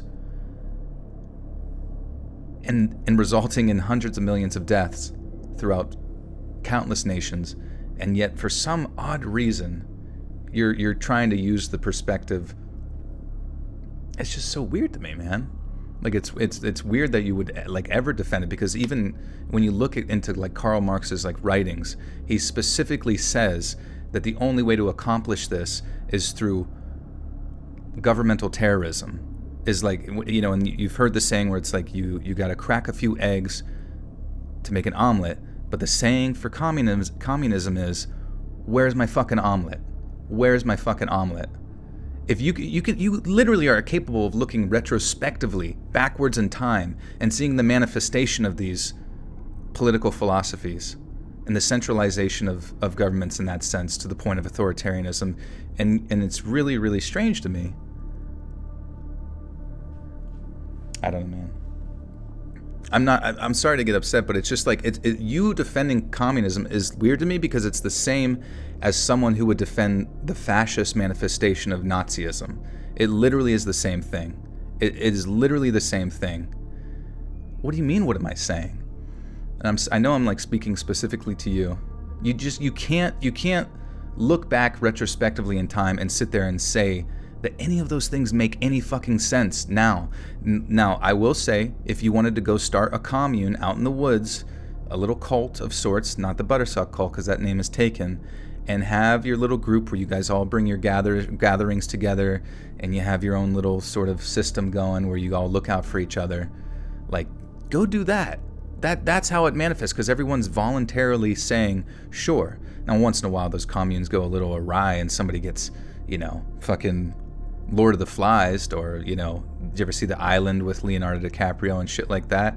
Like, go do that. Now, I wouldn't, in my opinion, I think the weird thing with the argument for communism is, why wouldn't you look at ways to better improve capitalism if you're so against capitalism? But the argument for Karl Marx is that he wants to literally destroy the system to bring up a new one. But the only way you do that is through, as he's stated, is like political terrorism, and that's not good. By the way, folks, not good. Not a good thing. Not great. Okay. I'm so ignorant of facts. What facts? What facts? What facts of where's the manifestation of communism in its proper form? Are you gonna do it right? You're gonna do it right this time? You're gonna make it work? That's it. You'll be the good dictator this time. You'll be the good one. You'll be the one that makes sure everyone gets what they need, according to their needs and desires. You're gonna be the one.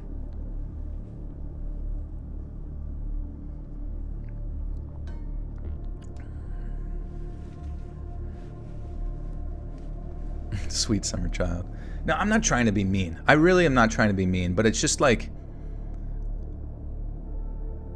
I don't know how you could look back on history and the two lessons that we learned from the turn of the century that don't fucking work.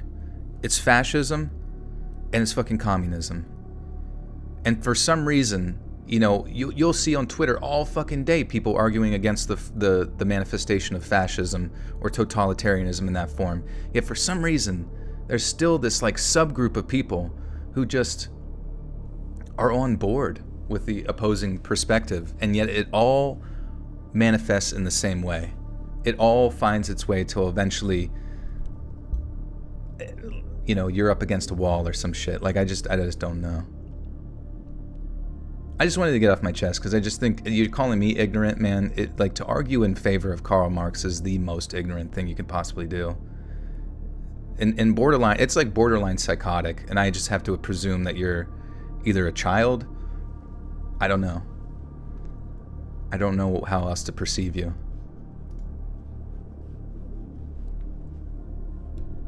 All right, we got one more story left.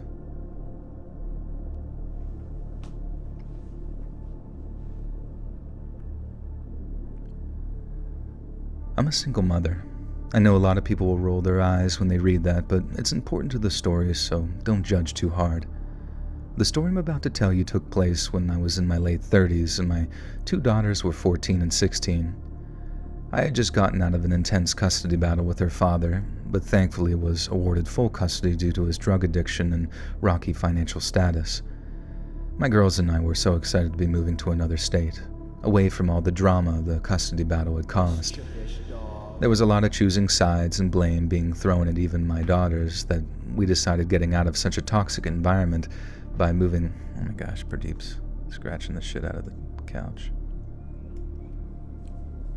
Vulture, welcome back for 9 months. Being a mischievous dog, been working lots. I'll hop back in the stream soon. No worries, Vulture, good to see ya.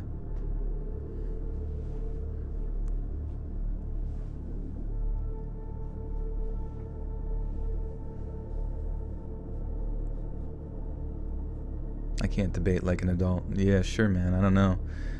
I mean, you're more than welcome to speak your opinion. I don't really think that we would be able to appropriately have a conversation if you feel that your opinion's not being appropriately represented within the chat, which is not. Everything's moving very fast. It's like, and it's me with the microphone here, And I'm not trying to be mean to you. Like, I generally am not. I just, I guess to be honest with you, I don't really know what you desire, but I was speaking more generalized, I guess, towards the concept of the manifestation of Marxism and its representation within historical governments. But I don't know, man. Sir Elliot with the 5. Clank. Clankers. Oh, Lord. In your humble opinion, just like scary stories. I know. I'm sorry. I just have to go into it because it's like it's been like a strange sort of like thing that's been floating around for like the past almost decade now. Like those sort of like political philosophies. And I suppose that's something that a lot of people do go through, especially as they transition from like high school to college. There's like this early on college perspective that like these sort of political philosophies are somehow manifestable, by the state in a way that could benefit the populace. But the more you read into it, the more it just like makes no fucking sense. And the more I would have more respect for the people arguing against it if their qualms with capitalism were to make it a better system, you know what I mean? Rather than destroy it to then, or take it over via what force, presumably, to somehow, I don't know, what they're going to do with it, I have no fucking clue.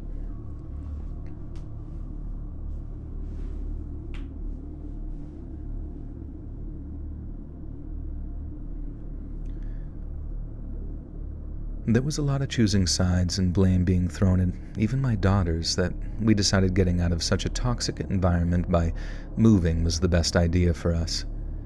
It was early June and the weather had started to warm up. We had just packed up the last boxes in our house and decided to leave a few days before the moving truck because we wanted to get settled in the house before all our stuff arrived. Even if there would be no furniture for a few days, we were fine with that. We said bye to our old house, which was a very intensely emotional thing for us to do, and we set off. We were taking the fast route, and according to Google, it was only supposed to take a couple of days to get to the new house. We had the idea that we'd stay in a hotel for one night along the way, and that was super exciting for us. My girls love staying at hotels like most kids do, and I love seeing them happy. After hours of driving, it was late afternoon, and we were ready to get out of the car and find a room to stay in. I checked every hotel in the area, every app, and there was nothing available. Literally not one room was free in any of the surrounding cities for another 3 nights. I called around and apparently there was a huge kids' soccer tournament in town and it was one of the largest in the country. We decided to keep driving until we found something, but instead, we were met with a stretch of road that had a lot of rest stops but no hotels. We stopped at a gas station to get some gas and noticed a few biker guys in the parking lot. As I waited at the pump, I noticed one of the men staring into the backseat of my car, clearly looking at my daughters who were both asleep. I felt a sort of chill run down my spine, and I instantly had this gut feeling to get them out of there. It just didn't seem like a great position to be in. A young mom alone with her teenage daughters. Not great. I didn't even wait for the gas to finish pumping. I took it out, closed the gas cap, got back in the car as inconspicuous as possible, and got back on the highway. I watched to see if they were following us, but they didn't, and I thought maybe I had just been a little paranoid, so I stopped thinking about it. The girls and I decided to stop at the rest stop. We felt like it was safe enough because at the time we had pulled in, there were plenty of other vehicles and people around.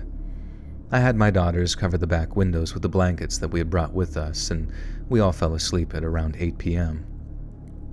I had the intention of only sleeping for a few hours before heading off again, but I had failed to remember to set an alarm. Instead, I was woken up by the loud roar of a motorcycle pulling up beside the car. I don't know what it was about being... Oops.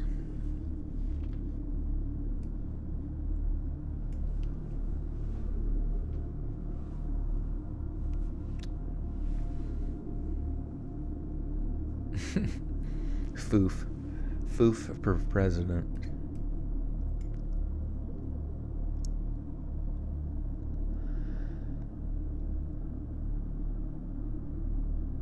Why can't we all just be friends? We have to tear each other apart about meaningless politics and things that hurt each other, putting all that aside and working together. No, I totally agree. I mean, in reality, discussing politics here on some internet forum, it's not really like manifesting to anything. I mean, even just us perceiving our perceptions of political systems, like it's not like it manifests into anything tangible.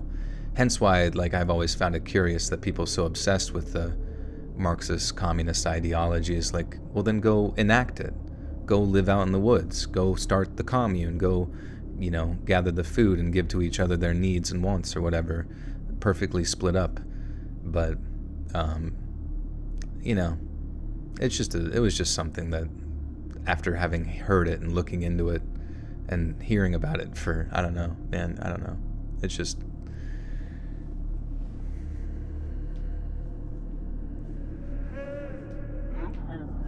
Addis with a 20th for the interior. Appreciate it. Yeah. No, I'm not. It's like I'm not.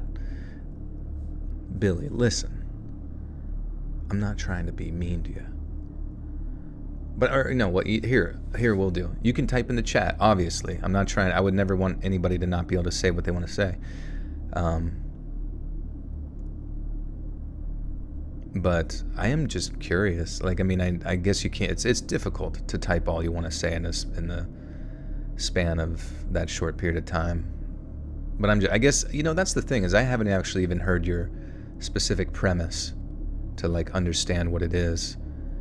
But it just seemed like a lot of the things you said last time were, like, kind of wide-reaching generalities about the political systems, and pertaining to Karl Marx, that's kind of how he operated, in, almost like desiring destruction but providing no solution for the current systems.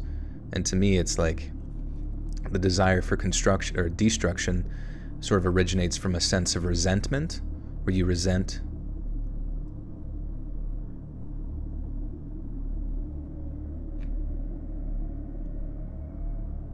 Billy with 2 blocking me, dude, over a debate, never let me. I didn't block you. I literally am not blocking you at all. I see your chats. I see infantry, active duty. I thank you for your service, all that great stuff.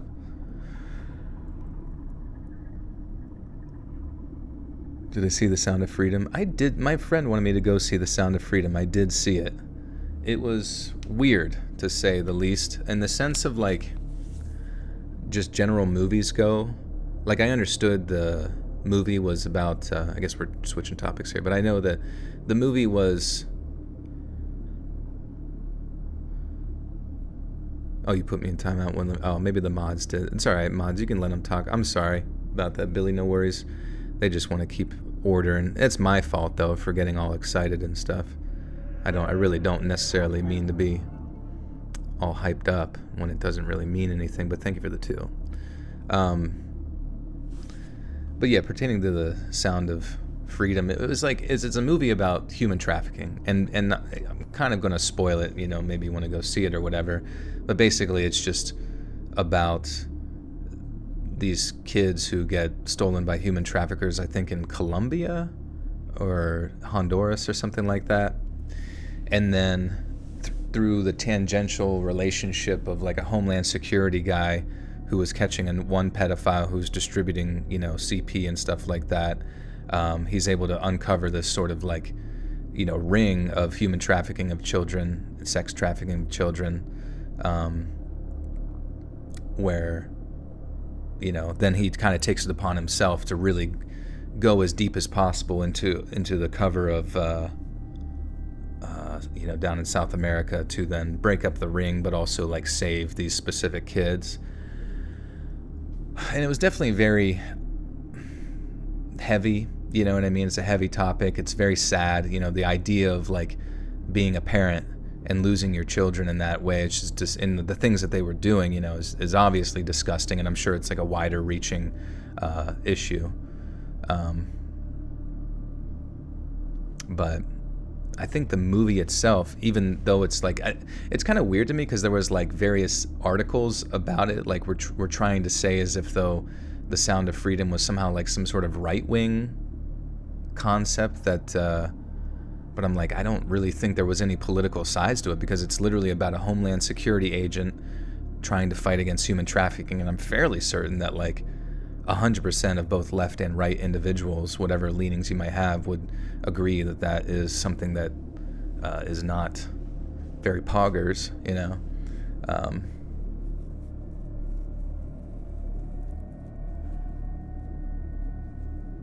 you know, and but the movie itself, it really wasn't until, and I would say there was like if you broke it up into acts, the first 2 acts sort of accomplished what it set out to do, raise awareness while also kind of like having a sense of completion to things. But then they had like a 3rd act at the end, and where he's got to fucking like go Rambo in there to like sit. Now granted, it wasn't like action to that extent, but it was like so far-fetched that maybe it did happen in real life. I imagine it probably didn't. And it just seemed kind of excessive, but I guess at the same time, because they were trying to craft a movie, you know, they had to add that in there for a sense of completion, I suppose, a sense of redemption overall for the characters or whatever.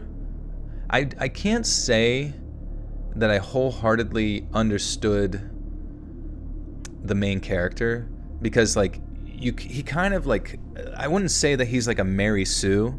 Like, what's like the Mary Sue of like a male character? You know what I mean? Where they don't really have like any flaws. They're kind of just like, basically it's just like from the get-go, he is like robotically and stoically emotionless throughout the whole thing. Gary Sue. But wait, why you don't? The movie doesn't have anything to do with adrenochrome. I don't know why you're talking about adrenochrome in the fucking. It has nothing to do with it. It's literally just human trafficking. But anyways, it's, I don't know, man. It's just like his character is so motivated to just get the fuck in there and deal, like almost to the point where he's like it's the guy who played Jesus. And I feel like in that role in The Passion of the Christ, if you've ever seen that movie, like, it makes sense. Like, Jesus almost feels as if though he's like emotionally disconnected from all of reality around him, as he also is going through this very human thing. It feels as if though this is God in human form, and he's doing the thing, and he's stoic, but he's like experiencing pain or whatever. But like with this character, it's almost like he brought that exact same character to this, but like with no story background to really show you his motivations, other than the fact that that is his job. He is just super motivated, and it just never really made you feel as if though you understood, other than like him saying like, well, if your children were there, would you do? And I totally agree if it was mine, but like to make you feel connected to all the characters, it almost felt like I mean, it was a low budget movie for sure. The cinematography, I would say, was probably the best part about it. Just the general like setting up the scenes and like the lighting and everything like that. But I would say just overall the acting just felt in many ways odd, I suppose. And there was one scene, and this is a spoiler, but it's not really a spoiler. It's just like it was so fucking strange and out of place, where he has to go in pretending to be one of the, pedophile clients or whatever, right? And they're setting up like sort of a sting operation in Honduras or something, maybe Colombia, I forget, on an island, like an Epstein Island type party thing. And there's only like 5 of them, which is really weird, at this party. And like at one point, the Colombian government or whoever comes in and like, does the sting operation, shuts it all down, and they're arresting everyone. And he's pretending to be one of the pedophiles. And like at one point in the midst of that, he was like trying to distract one of the bad guys from like taking this kid. And during that conversation, that's when they come in and like start tackling everybody and shit. And then as he's being like, but the way he does it, I'm pretty sure, to like get the guy to stop, is acting like he wants the kid, right? So like then the cops come, they put them all on the ground and arrest them, put them in cuffs. And I swear to fucking God, there's a scene in the movie where the guy, Jesus, he, like the agent, he looks at the kid with handcuffs on his back, and like the first time in the entire movie, he has like this big smile, just this big creepy smile, and he just winks at the kid, like as if that fucking like 4-year-old kid has any idea what the fuck is going on, you know what I mean? It's like the most traumatic experience of his entire life, and the one guy that he thought was trying to like fight over him like a piece of meat is like now winking at him like, just wait till I get out of these cuffs. It was so fucking strange, like why they chose that as like something they would include in this, but it was also kind of hilarious. But, you know, I do wish that there was more attention brought on like human trafficking, because, I mean, you don't fucking know it, dude. You don't know what's going on at all. You just have no idea, like, people going across the border, people fucking being shipped in like shipment containers, things like that. Like, you really genuinely do not know, like, I mean, at least from what the movie was saying, was that there's more people in sex slavery in the world than there were whenever slavery was generally considered legal, you know, which was a strange statistic, but fucking hell, man, I don't know. Have I seen Insidious 6? No, I did see the Red Door. I saw it got bad reviews, but I mean, I'll probably still eventually check it out. But I don't know. I would say Hollywood overall, as far as movies go, is just in a weird spot. I feel like we seldom, like, so many people kind of get caught up in like the politics of something, because I think a lot of people thought like The Sound of Freedom doing well was some sort of like big own towards, you know, the larger Hollywood as a whole. But in my perspective, I'm like, but the movie still has to be like interesting and good. And I would say that for the most part, The Sound of Freedom was almost just like too uncomfortable to be like a good movie. You know what I mean? And it was just like, but not to the point where you're really learning anything. It was just almost like a dramatization of human trafficking. And I almost feel like I would rather, I thought going into it was a documentary, and I almost feel like a documentary would probably get the message across better than like reenacting all the shit, you know? Yeah, John Wick 4 was good for sure. Am I going to see Oppenheimer? You know, I don't know what that's like. It's about the nuclear bomb, like the creation of the bomb, right? Here, hold on a second. Let me ask chat BBC.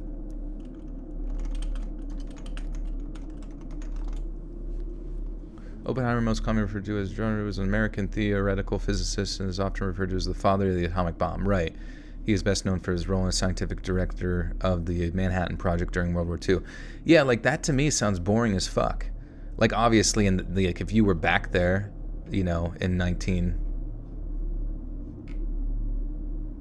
back in 1945 or whatever, like in the years prior to that, like building up to the creation of the bomb. I mean, it would be like this crazy clandestine interesting thing of like just, you know, a bomb big enough to like blind you, you know. That would be fascinating. But I feel like nowadays I would much rather just like watch footage of the bombs going off, you know what I mean, just to be like, whoa, cool, fireworks. But I've seen the Oppenheimer movie like talked about so many fucking times leading up to it, that you know, it's almost like the hype around it makes you think that you need to go see it. But I also imagine like I'm gonna get in the theater and just fucking fall asleep. Megan was great. Yeah, I need to see that too.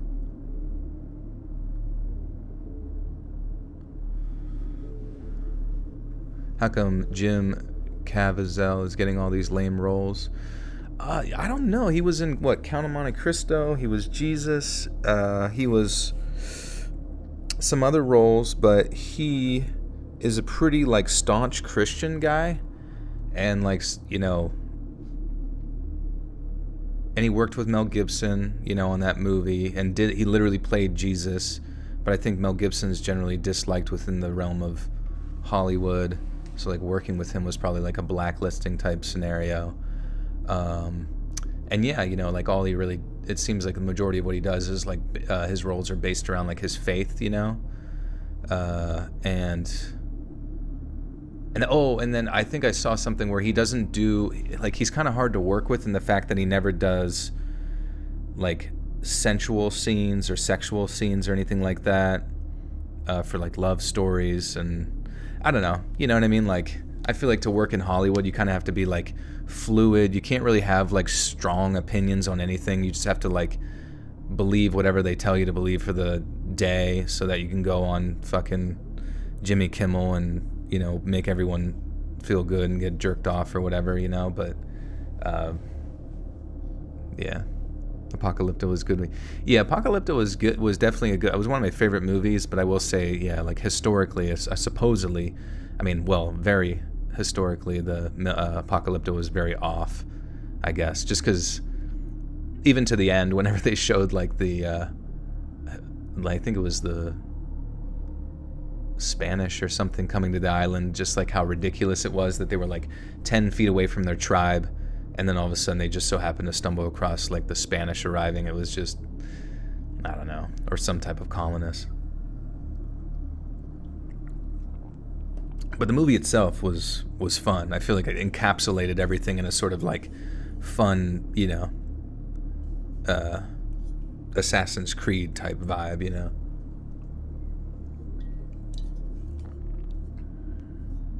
They did make a documentary about trafficking with Anthony Bourdain, but he died. Oh, interesting. Shit. Do you think they killed him? The traffickers got him.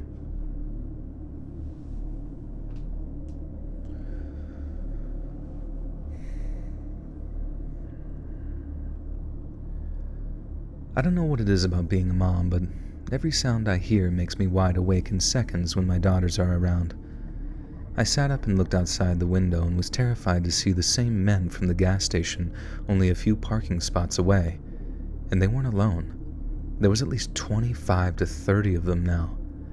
I was fairly positive that they hadn't seen us, so I decided to not wake the girls. I didn't want to scare them. I started the car and turned on the headlights, but no matter how much I tried to pull out of there unnoticed, it just wasn't going to happen. Something in the universe wanted those bikers to see my car and recognize it quickly. And the second my headlights switched on, every head turned and looked directly at us. I was hoping the men from the gas station wouldn't realize that they had seen us earlier, but of course, that wasn't the case. I heard one of them yell out to the buddies that they knew us and that they were a couple of hotties in the back seat. I was immediately terrified, but also rolling my eyes because who even says that? Especially about two teenage girls who were obviously underage. But then again, they didn't seem like the kind of people who would care about that sort of thing. I honestly thought that if I just drove away that it would be like the last time where they wouldn't follow. But no. They were quick to follow right behind. I woke up the girls and I wish I could have been one of those moms who sugar-coated things to save their kids from being scared, but there was no way to do that with what was going on. I told them that we were being followed by some scary men and to stay down where no one could see them and keep the blankets on the windows. They both started freaking out and crying, and I understood. As I sped down the highway, these bikers got more aggressive. They began throwing things at my car and swerving as they tried to run us off the road. I was trying my best to stay calm and on the outside so as to not scare the girls any more than they already were, but on the inside, I was having a full-blown panic attack. I knew my main priority had to be maintaining control of my car. It was clear that if something happened when they were successful in running us off the road, nothing good would come of that. They started yelling at me to just pull over, and that they only wanted to chat. I continued to stare forward outside the windshield and not even acknowledge them, and they didn't like that. They started calling me names, demanding I roll down my window. I did roll it down about an inch to try and plead with them to just stop and leave us alone, but there was no way they could hear me. We drove like that for at least 5 miles before entering the next city, and by that time it was already 2 a.m, and finally I came to my senses and told my oldest daughter to just call the police. Through tears, she told them what was going on. I don't know what they told her, but she said that they were coming. Unfortunately, it just wasn't soon enough. I felt something hit the side of the car, and within seconds, we were off the side of the road and headed for a tree. I slammed the brakes as hard as I could, and the car came to a very violent halt. We were all okay, but I started to wonder for how long, though. The bikers surrounded us and started pounding on the windows and pulled on the door handles while the car shook. The girls were screaming at the top of their lungs and begging me to make them go away, but there was really nothing I could do. I prayed to God that we would make it out of there, and thank God he answered my prayers. We heard sirens in the distance and watched as the men all got back on their motorcycles, speeding away. We tugged each other and cried. We tugged each other. What the fuck? Whoops.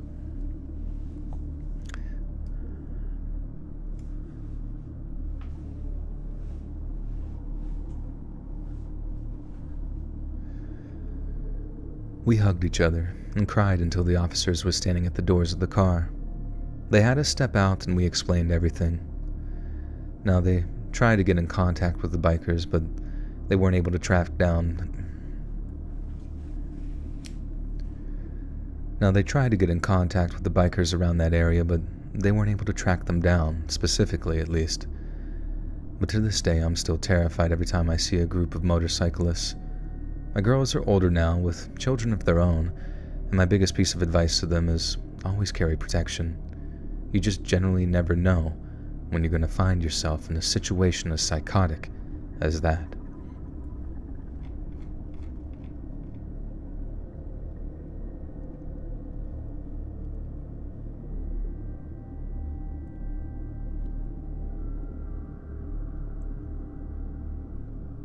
Sweet. All right. Dunzo, Bunzo. Payment? What about payment? You gotta pay up to payment. Have I seen Ponyo? I remember trying to watch Ponyo. It was on Netflix, like 2012 or some shit. And I feel like I got bored very early on in it. It just wasn't like as engaging as like the other Studio Ghibli films. Was it a Studio Ghibli film? I think it was, right? Alright, let's read this outro script.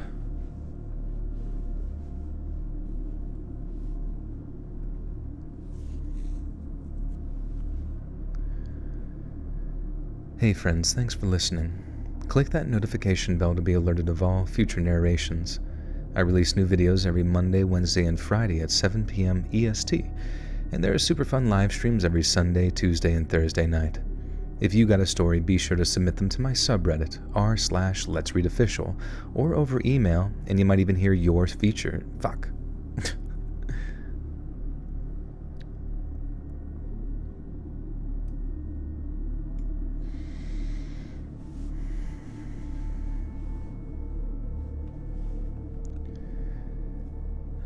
Shit.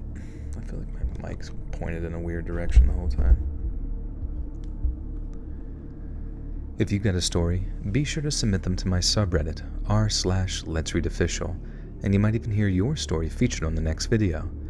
And if you want to support me even more, grab early access to all future narrations and bonus content over on Patreon, or click that big join button to hear about the extra perks offered for the channel. And check out the Let's Read podcast, where you can hear all of these stories in big compilations and save huge on data, located anywhere you listen to podcasts. Links in the description below. Thanks so much, friends, and remember. Have you played The Last Guardian? Dude, I remember I was so stoked about The Last Guardian because, I loved Shadow of the Colossus, and then I remember playing Ico when I was young. I remember playing it at Walmart, playing like a level, like a very early on like puzzle, and thinking that it had like some of the coolest animations I've seen as far as fluidity goes. And then The Last Guardian came out, and I remember like they had announced it at like a particular E3 back in like, oh man, I don't even know, 2008 maybe or some shit, but it took like years for it to come out.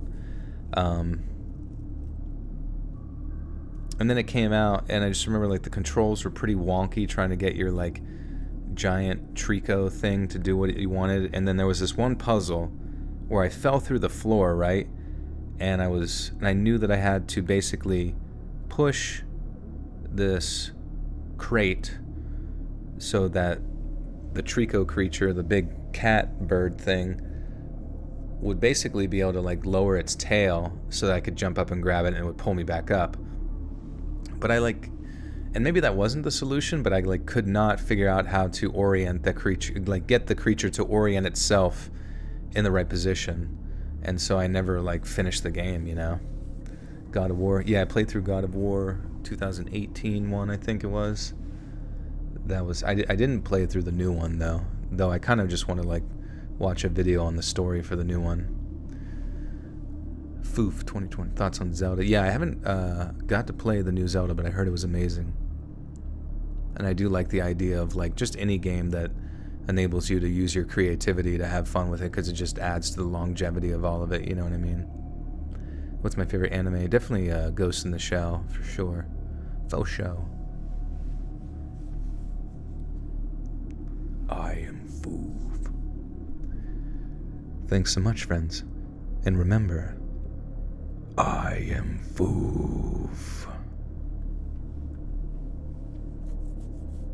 The new one was overrated. Oh, okay. Yeah. Was it, Jackie Chan loves the new Zelda.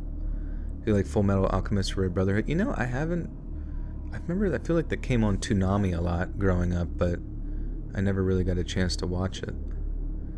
I feel like I'm not much of a weeb.